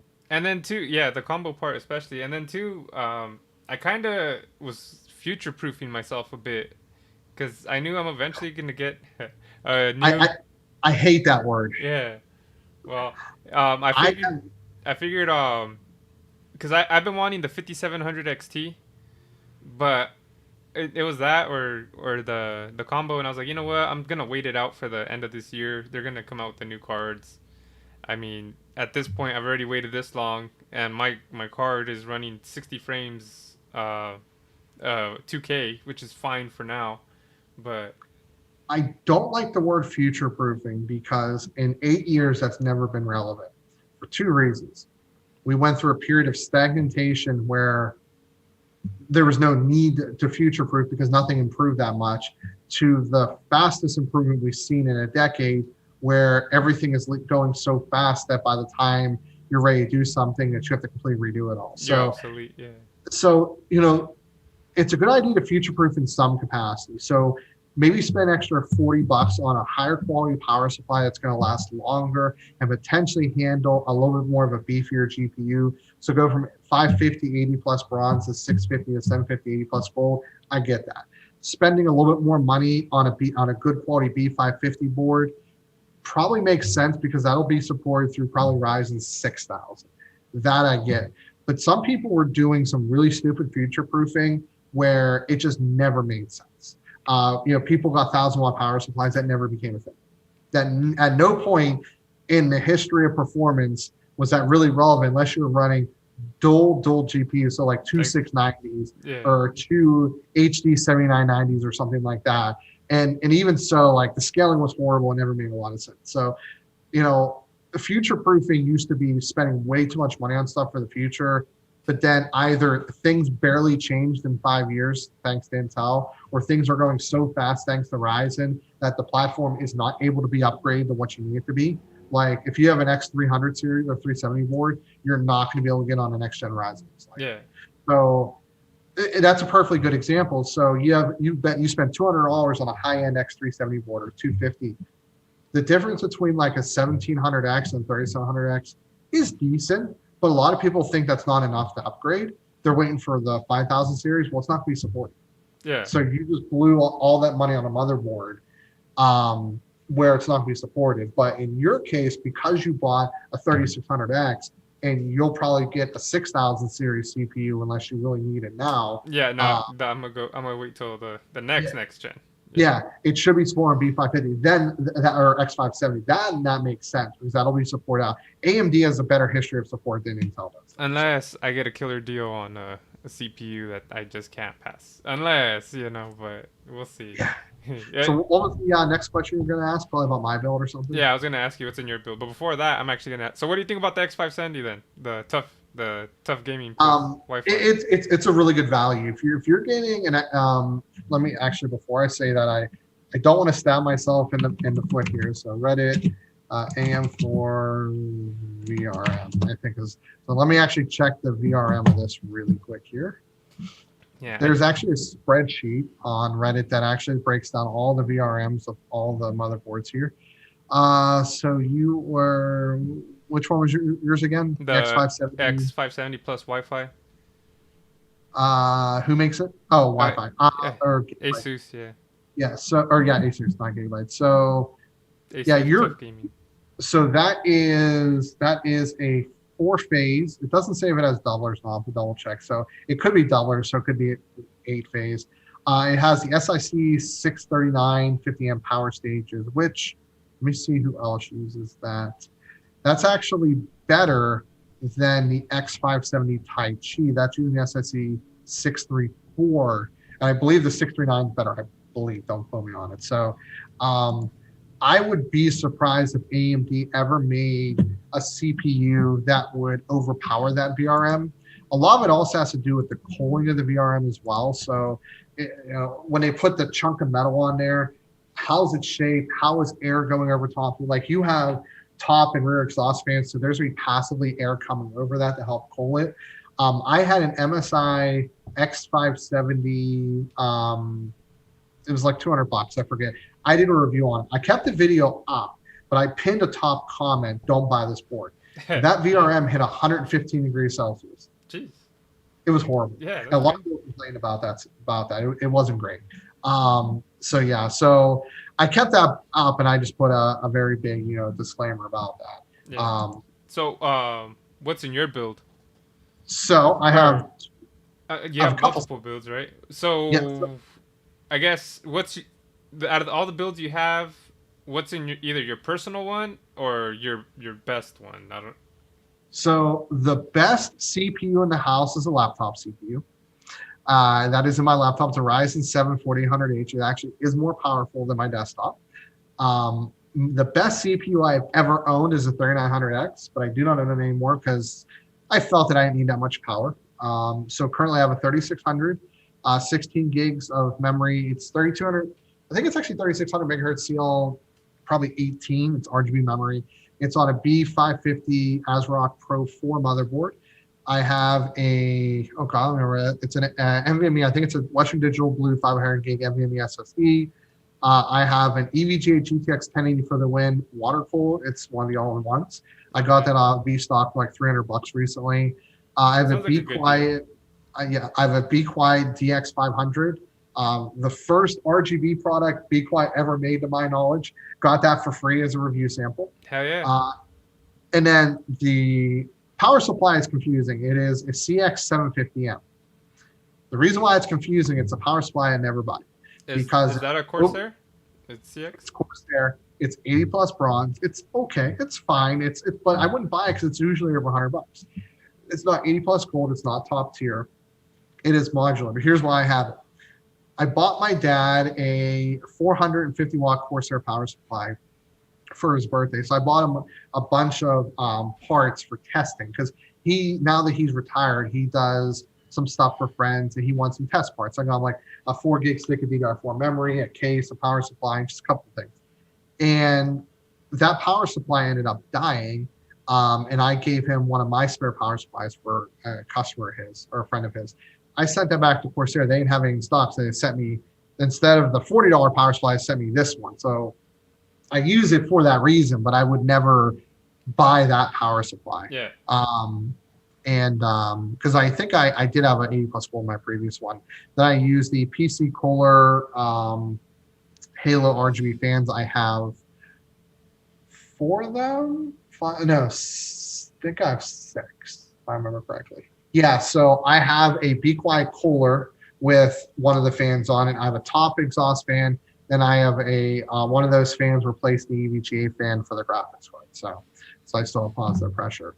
And then just a couple of the notable systems. I have an unrated. What is the case? Oh, it's a DX 500 by Be Quiet. It has RGB. It's their first Okay. RGB. Yeah, you did say that. I'm sorry. Yeah. So I have an unrated server that I built a couple years ago. So that houses all of my data and software RAID. If anybody watches Lions Tech Tips, he's big on RAID, and honestly, I like it. It works pretty well. So what's really cool is I can actually edit off of it, so I can put the footage on there. And because I have a gig connection, I have. If you look behind me, I think you might be able to see a table of like switches and Ethernet cords. So I have Ethernet all wired, so I can actually edit the footage off of there to use my system resources. And I actually don't quite cap the Ethernet or the network. I hit about 800 megabits per second when I'm encoding, so I don't even quite saturate it. But it has 7 terabytes of usable storage, as a 500 gig SSD cache. It's running a Ryzen dual-core 4-thread CPU with 8 gigs of RAM, and that's I actually have some Steam games. My wife has a system on there. I also do stuff for my company on there as well. And I have my laptop, which one of my better reviews, it's a Lenovo Legion 5. $900 for an 8-core 16-thread CPU. I had the upgrade to memory through another 8 gigs. It has a 500 gig NVMe SSD with expandable storage. 1650 Super. Basically, I had about $970 invested into it. And I'll be honest, it video edits like a dream. It hits sustained load like 3.7, 3 gigahertz by 85 degrees Celsius. That's impressive. Yeah. Because it actually is more powerful multi-thread than my desktop CPU. Yeah. It actually encodes better. So it exports most of my videos in less than 5 minutes. Unless it's longer, maybe a little bit longer than that. When I eventually want to get a laptop for that reason, so because I go to my cousin's house to do my other podcast, we just talk about topics. It's called the Top 3 Views podcast for anyone watching, and so I'm always going to his house, and then 2, eventually I want to take this on the road, or like if I'm on a vacation somewhere, maybe for 2 hours out of the vacation I could just do it in the hotel room. like A straight? laptop I can recommend is I don't know if you can still buy it new. I don't know how long they ran it for, but the Acer Nitro 5 2020 edition AMD is fantastic. I bought it from my dad. Well, he bought it, but I contributed money towards it for Father's Day. It has a Ryzen 5 4600H, which is basically a little bit slower than the CPU in our system from clock speed standpoint. We upgraded it to 32 gigs RAM because my dad's weird like that, but I think it was like $600. Same graphics card, a little bit less storage, but you can upgrade that.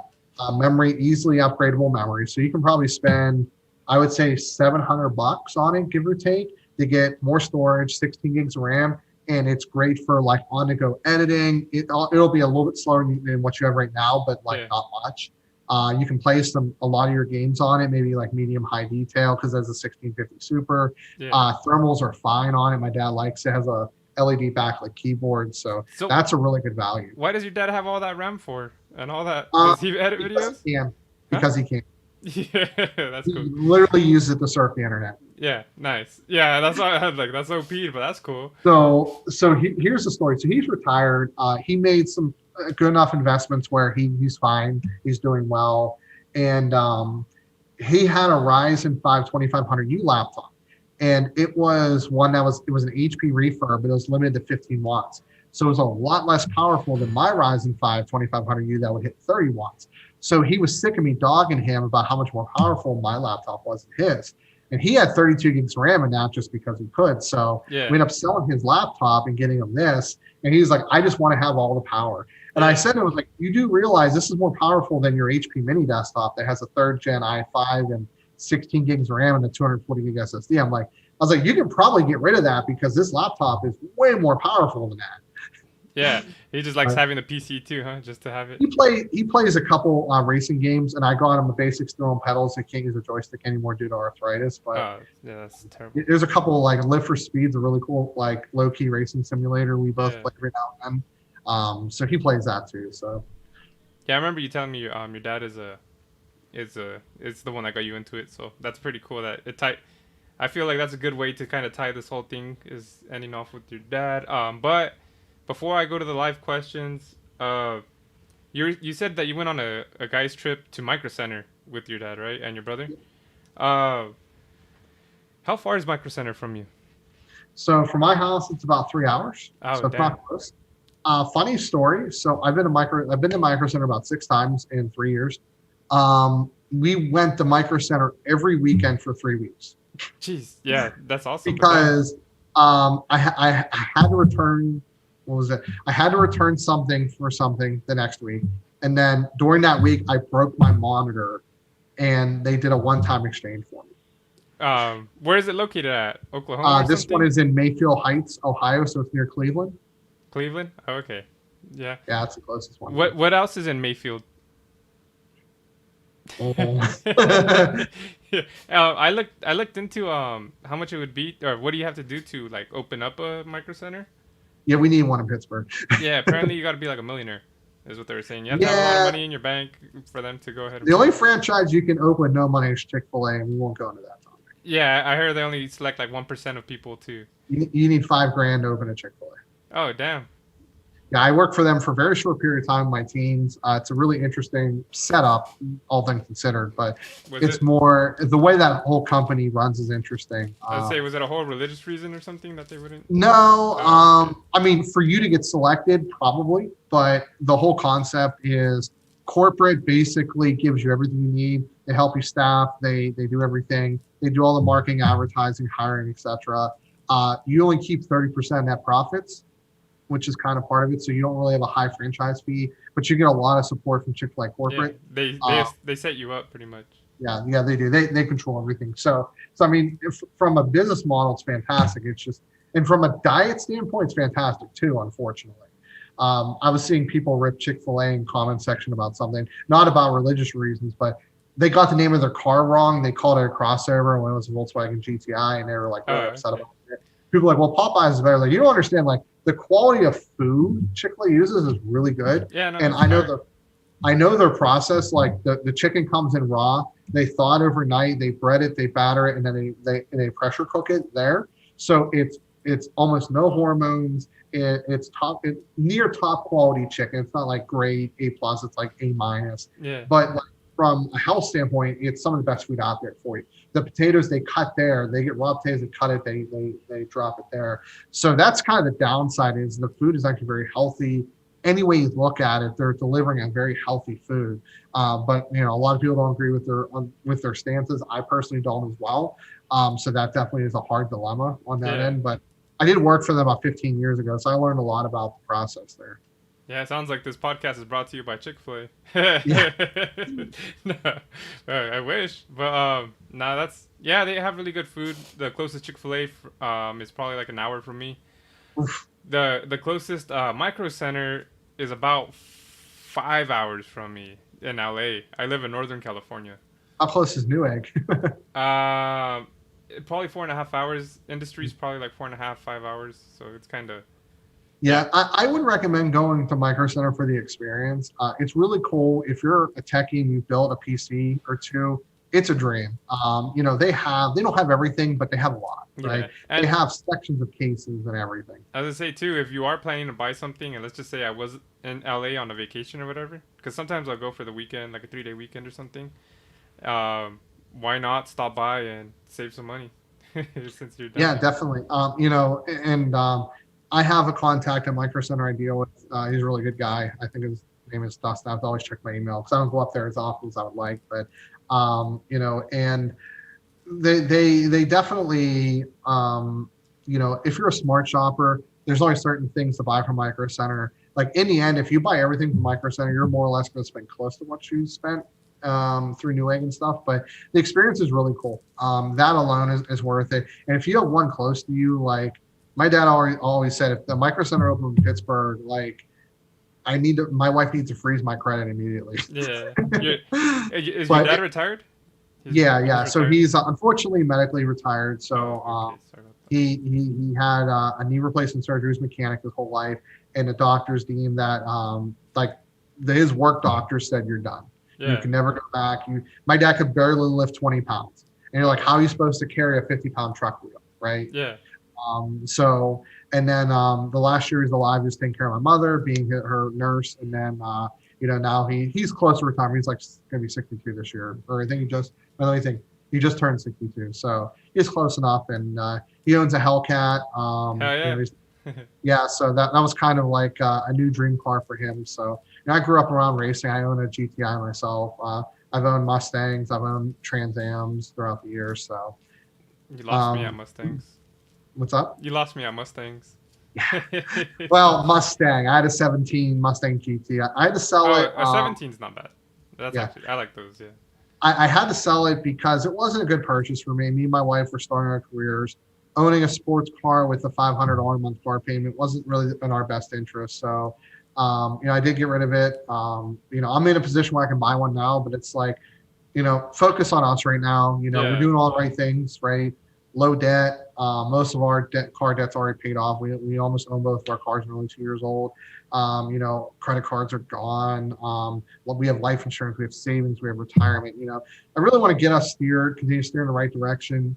The other thing is like I want to finish this basement into like an actual A full studio. basement, Yeah. Oh. and that's gonna be like 20 grand. So instead of buying a used Mustang, I'm gonna be doing that. Yeah. Smart. Do these little things. And your house value will go up.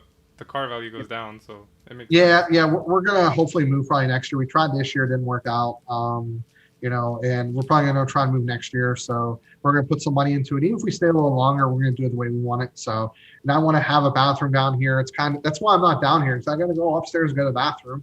Yeah. And I have pretty high ceilings, so I have extra steps, and it's just kind of cumbersome. So I'd like to, make this a little more nicer looking. Have flooring and white walls, and Just a little more professional, I guess. yeah, it is. Somewhere I can spend more time down here, and maybe then I'll actually have a really nice rig. My rig's not bad. I know people that. It's funny. I see on Build a PC and stuff. People are like, they have like a second gen i7 with integrated graphics. I feel so bad for those people because I'm like, I've given away better systems. Yeah. One of the things, real quick. So, I don't really like to talk about myself and highlight, but some of the things I'm very passionate about is charity. And me and my dad have spent, some money and a lot of our time refurbing older laptops and giving away to people, especially people impacted by COVID that lost their jobs. So we've done probably about 2 dozen laptops this year. And what we do is, it's tough because a lot of people are in a situation where they have to sell their laptop. And I try not to be rude, but people don't realize that if a laptop's 8 years old, it's not worth anything. Because as it stands, if it has 4 gigs of RAM and a mechanical hard drive, it's not going to be up to par with what somebody needs. And some people are like, well, they should be grateful. It's like, they should be, but like, if I give something to somebody, I expect them to be able to do things. Zoom, Zoom or Google Classroom with Chrome, and 4 gigs of RAM is not, especially with the mechanical hard drive, it's not going to do it that well. That's the reality of it. It won't, especially on Windows 10.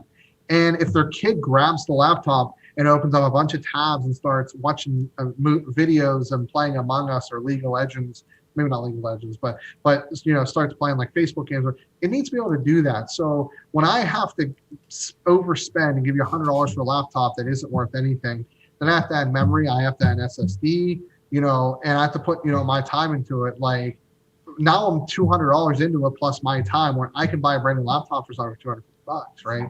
But luckily, I've had a lot of people that would be willing to donate or just say, hey, can you swap me $20 to meet you for gas or something. But most people donate these laptops, and me and my dad will spend, usually about $50, $60 a pop, put a 240 gig SSD, upgrade to 8 gigs of RAM. And as long as it's at least 2 cores, 4 threads, it's fine for everyday use. And then I get people to refer, like, hey, I know somebody could really use a laptop. They just lost their job and they need to do X, Y, Z. And I'll never forget, me and my dad, we met this lady in a parking lot at a Burger King, and she kept hugging us. She was beyond, and we don't do it for that. I never asked for a thank you, but would be lying to you if I said that doesn't make it worth it. When I see in somebody's face the impact we have on them because we gave them the tool they need to get back on the right track, or they fell in hard times or their kids need or whatever, like, that's huge for me. When I gave that disabled veteran that computer, that was big to me because I'm very passionate about it. And that's what keeps me going. Even if I only get that once a year, that keeps me going. I don't need a thanks for what I do, but I definitely do appreciate it, right? And we haven't done a lot recently. I haven't been able to get a hold of many. A lot of people are trying to sell their laptops for more money what they're worth, and I'll pay a little bit, but at the same time, like, I'm not trying to spend all my extra money we have put away every month for savings on somebody's laptop that's not worth it, So when somebody reaches out to me, I've actually, I feel bad, but I've actually had to tell people a couple of times, just to be honest, I would actually decline a laptop if you gave it to me because I can't upgrade it. If it's running an N2000 Celeron with 4 gigs of soldered memory, I can't do anything with it. It's unupgradable. I'm sorry, I hate telling people that. And the only time I ever really tell people that is if they're being rude about it. If I just say, hey, not really what I'm looking for. If they fire back and become rude, I'll say it. But otherwise, I'll just say, hey, it's not what I'm looking for, because I'm not trying to start problems. But at the same time, if somebody needs to be put in their place, somebody has to do it, right? Yeah, if they keep pushing you and pushing you, I mean, what can you do? Yeah. At the same time, I also don't want people to get ripped off for garbage. I hate that. Like, I can't tell you the time somebody wanted to buy something from me but couldn't, and I'll tell them, hey, look, if I have time, send me links to stuff you're looking at. I'll tell you yay or nay. Like, just because I'm not making money doesn't mean I won't help you. So the problem is most of the time, everything somebody else is selling isn't good. It's either overpriced or whatever have you. But there's been a couple times they say, hey, I found this, and I'll say, honestly, other than the fact that obviously it's as most sales, like, this is a good deal, I'd buy it. Yeah. Or if they find this laptop, like, they'll send me a laptop, like, this person has $100. I'd be like, yeah, I'd spend $100, and I think it'll work good for you for a while. I have no problem with giving people my opinion. I think that's something a lot of people, that's a specialty I have, is give an educated opinion on something to try to help somebody. Sure, I might risk on the side of, that's a bad deal, don't buy it, but you might say that's an okay deal. But I'm thinking to myself, it might work, but their son's going to throw a fit when it freezes up on YouTube, and I know that, so I'm not going to recommend them to buy that, even though it's only $80. Yeah, no, that's good, man. And I think it's pretty awesome too that you feel good giving stuff away, and just being generous and nice. I And want to do more. That's why I've yeah, worked so hard to get better in life because I feel like I can, if I do better, then I can do more to give back. yeah, and if you're ever feeling down and you want to feel good, you could always go ahead and give me any parts for free. I'll be happy. I'll be smiling. But I'm gonna go ahead and go to the live question segment. Anyone that, if you guys are still watching and you guys are want to ask Steven over here any questions, now's your time to ask. We're gonna take a quick 45-second break, and then we'll probably head out after this. Okay, let's go. One, two, two, two, two. Public service announcement for all the people out there listening to this funky ass back album. Check it out.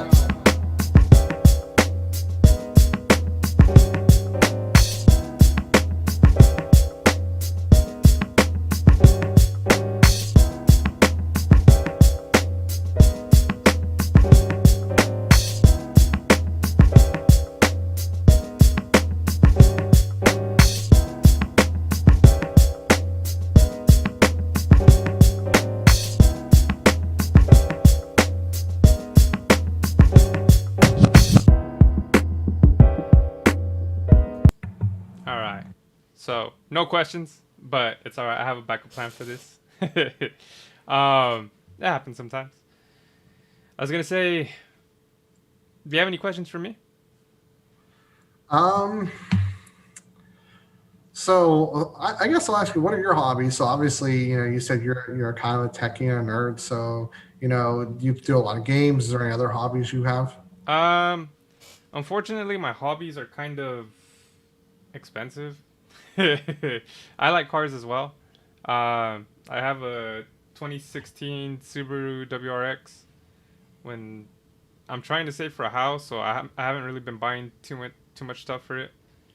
But it's under warranty too, so once it's over warranty, then I'll start modding out the engine a little more. I had a 17 WRX for a year. Yeah. You just thought it was too slow or what? So kind of quick history. I bought a Ford Focus ST. To this day, I regret selling that car. Yeah, I heard it's a pretty good car. Mainly because I would have owned it by now, and I still owe like a little bit on my GTI. But I got the WRX because my wife couldn't drive a stick, and that's the only common stick. So I got a CVT, The CVT. and then I was like, I'm not really feeling it. I also leased it, and that was killing me. I'm like, leasing was, I don't know why I thought it was a good idea. So I ended up trading that in for a Mustang, which is a stick. Yeah. Then obviously I then ended up getting the 2018 GTI, which is an automatic for two reasons: A, for emergencies, but B, because the automatic is faster than the stick. The dual clutch is really good in that. But Yeah, I was about to ask. It was a dual clutch. you want to talk about the mod community for Volkswagen? It's freaking nuts. APR flash tune can bring you from about 220 wheel horsepower to about 280. Yeah. And the thing with German cars is German, probably the mid 2000s, started reporting all cars in wheel horsepower, not flywheel. Yeah. So despite my car being 220 horsepower, it's faster than my WRX was, also faster than my ST. I went a 14.1 at 102. Yeah, And and it right. doesn't weigh anything either. So Yeah. you got. No, it weighs 3,250 pounds. Oh, really? That little thing. It is a heavy. When you close that door, it goes clunk. Well, I guess that's that German. Yep. German engineering right there. Huh? Yeah, it is. It's a very safe car. I also got it because it's a 6 year, 72,000 mile bumper to bumper warranty. I'm not going to mod it. I'm going to pay it off and hold on to it till it's about out of warranty. Then probably sell it and buy something. Yeah. I do want to buy an 18 Mustang GT with the 10-speed automatic and do probably like a Roush blower on it. Yeah. That's probably going to send me back about 35 grand. Yeah, But that's not bad though for all that power. yeah. That's why when you said a 16 GT or 7, you said 17, right? 17, yeah. Yeah, That was a 16 though. Yeah, I was like, that's not. Those are actually, they look nice, and for what you're paying for, it's actually a really good deal. What, 40 grand for? I don't know how many horsepower they have, but It was 35 new, but you can buy a used one for mid 20s, and the 10-speed automatic will run a real low 12 bone stock. Yeah, and they handle pretty well compared to like their old They're old. Well, I'll be honest, my GTI will run certain. Well, I'll handle that any day. Yeah. Well, yeah, I know, but I'm saying for a Mustang, it doesn't handle too bad. Yeah, Like as long as you stay away from crowds, you're good. yeah, yeah, I've heard about Um, that. yeah, so I love cars. Grew up around racing. Computers is expensive. When you love computers, you know, when you have money, not like you're swimming money, but like you have the ability to like save money. As soon as you have enough money to get that new graphics card, you're itching for it. Yeah, no, Um, I feel you. I've lost thousands of dollars because I would upgrade every 6 months when something new came out, and I'd lose a lot of money reselling or rebuilding or Yeah, something because like the that. value just goes down, right? Yeah, that's tough. I used to love watching horse racing. I haven't really got into it this year, but I started getting into it in my early 20s. I actually have started really experimenting with some really crazy things in fashion, which a lot of people don't always expect. So I do a lot of stuff there, but I really branch out. I mean, I like to expand my hobbies. I like to learn. I always feel like it's never bad to learn something. I No, always that's love true. it. I try to learn other people's point of views, even if I don't agree with it. I try to get in their head and try to understand where a thought process is, because I feel like even if you disagree with somebody's opinion on something, if you can try to articulate why they have that point of view and where that's coming from, I think it's really useful, because then you can at least appreciate why their point of view is what it is and not just dismiss it. And also, if you understand that, I think it gives you a better understanding of the whole picture as well. Yeah. So, that's It, that's really important. But I love to I just love to learn. Anytime I can learn something new, I think that's really incredibly valuable. so before the post office, I worked. I had moved to California, and I worked at a Porsche dealership here in Monterey, and I was the porter. So I was like the shuttle driver slash everything else that you needed to do on the job. So Mhm. my job was to literally drive around Porsches and any vehicle that was there. And Nice. yeah, so that was I got paid like minimum, but it was the experience that I enjoyed. I got to drive different Porsches. I drove a Mustang GT500, a 2016. I drove 2017 ZL1 Camaro. I drove a 2008 Corvette, 2013 GTR. Pretty much every car I've ever wanted to drive. I drove a Ferrari. Um, I drove a what is it the GT3. I drove that from the entrance to the mechanics bay, and that's it. Because we didn't want nothing to happen to it. I worked as a lot attendant for a GM dealership, and then that was while I was in early college, and then I went ahead and um, worked for a guy in account doing his books. And when I graduated, he told me he didn't feel it was fair to offer me a full-time job because he wasn't going to be in business much longer, so he was going to retire. So I took up a job, didn't work out, and then back working at another dealership, BMW Land Rover. It was kind of interesting because the previous dealership, a lot of like old time guys and younger college kids, but at this dealership, it was a different breed. And now I graduated, had a degree, and these kids were like all like post high school, probably didn't really know what they were doing with their lives, so they were kind of irresponsible. So it was always funny that like I was viewed, even though I was the newest guy, as the most responsible person. Yeah. So we got a couple Ferraris, a couple Maseratis coming. I was always handed the keys every time. Hell It was yeah. so funny. And then I moved on to Verizon. I sold phones for a few years. I'll be honest, that's not a great gig now. I entered towards the tail end of it, but the industry is really, unfortunately, evolving to not really have a big retail presence anymore. But my best year, I made in the 60,000 selling Nice. phones. So Yeah, that was it's not good. too bad. Worked on my master's, moved into working in cybersecurity for 2 years. I like the industry, but I made a decision to leave the company. I didn't like the direction it was going. Then I ended up going to the direction after I left, but I made the right move to where I'm at now. And Yeah.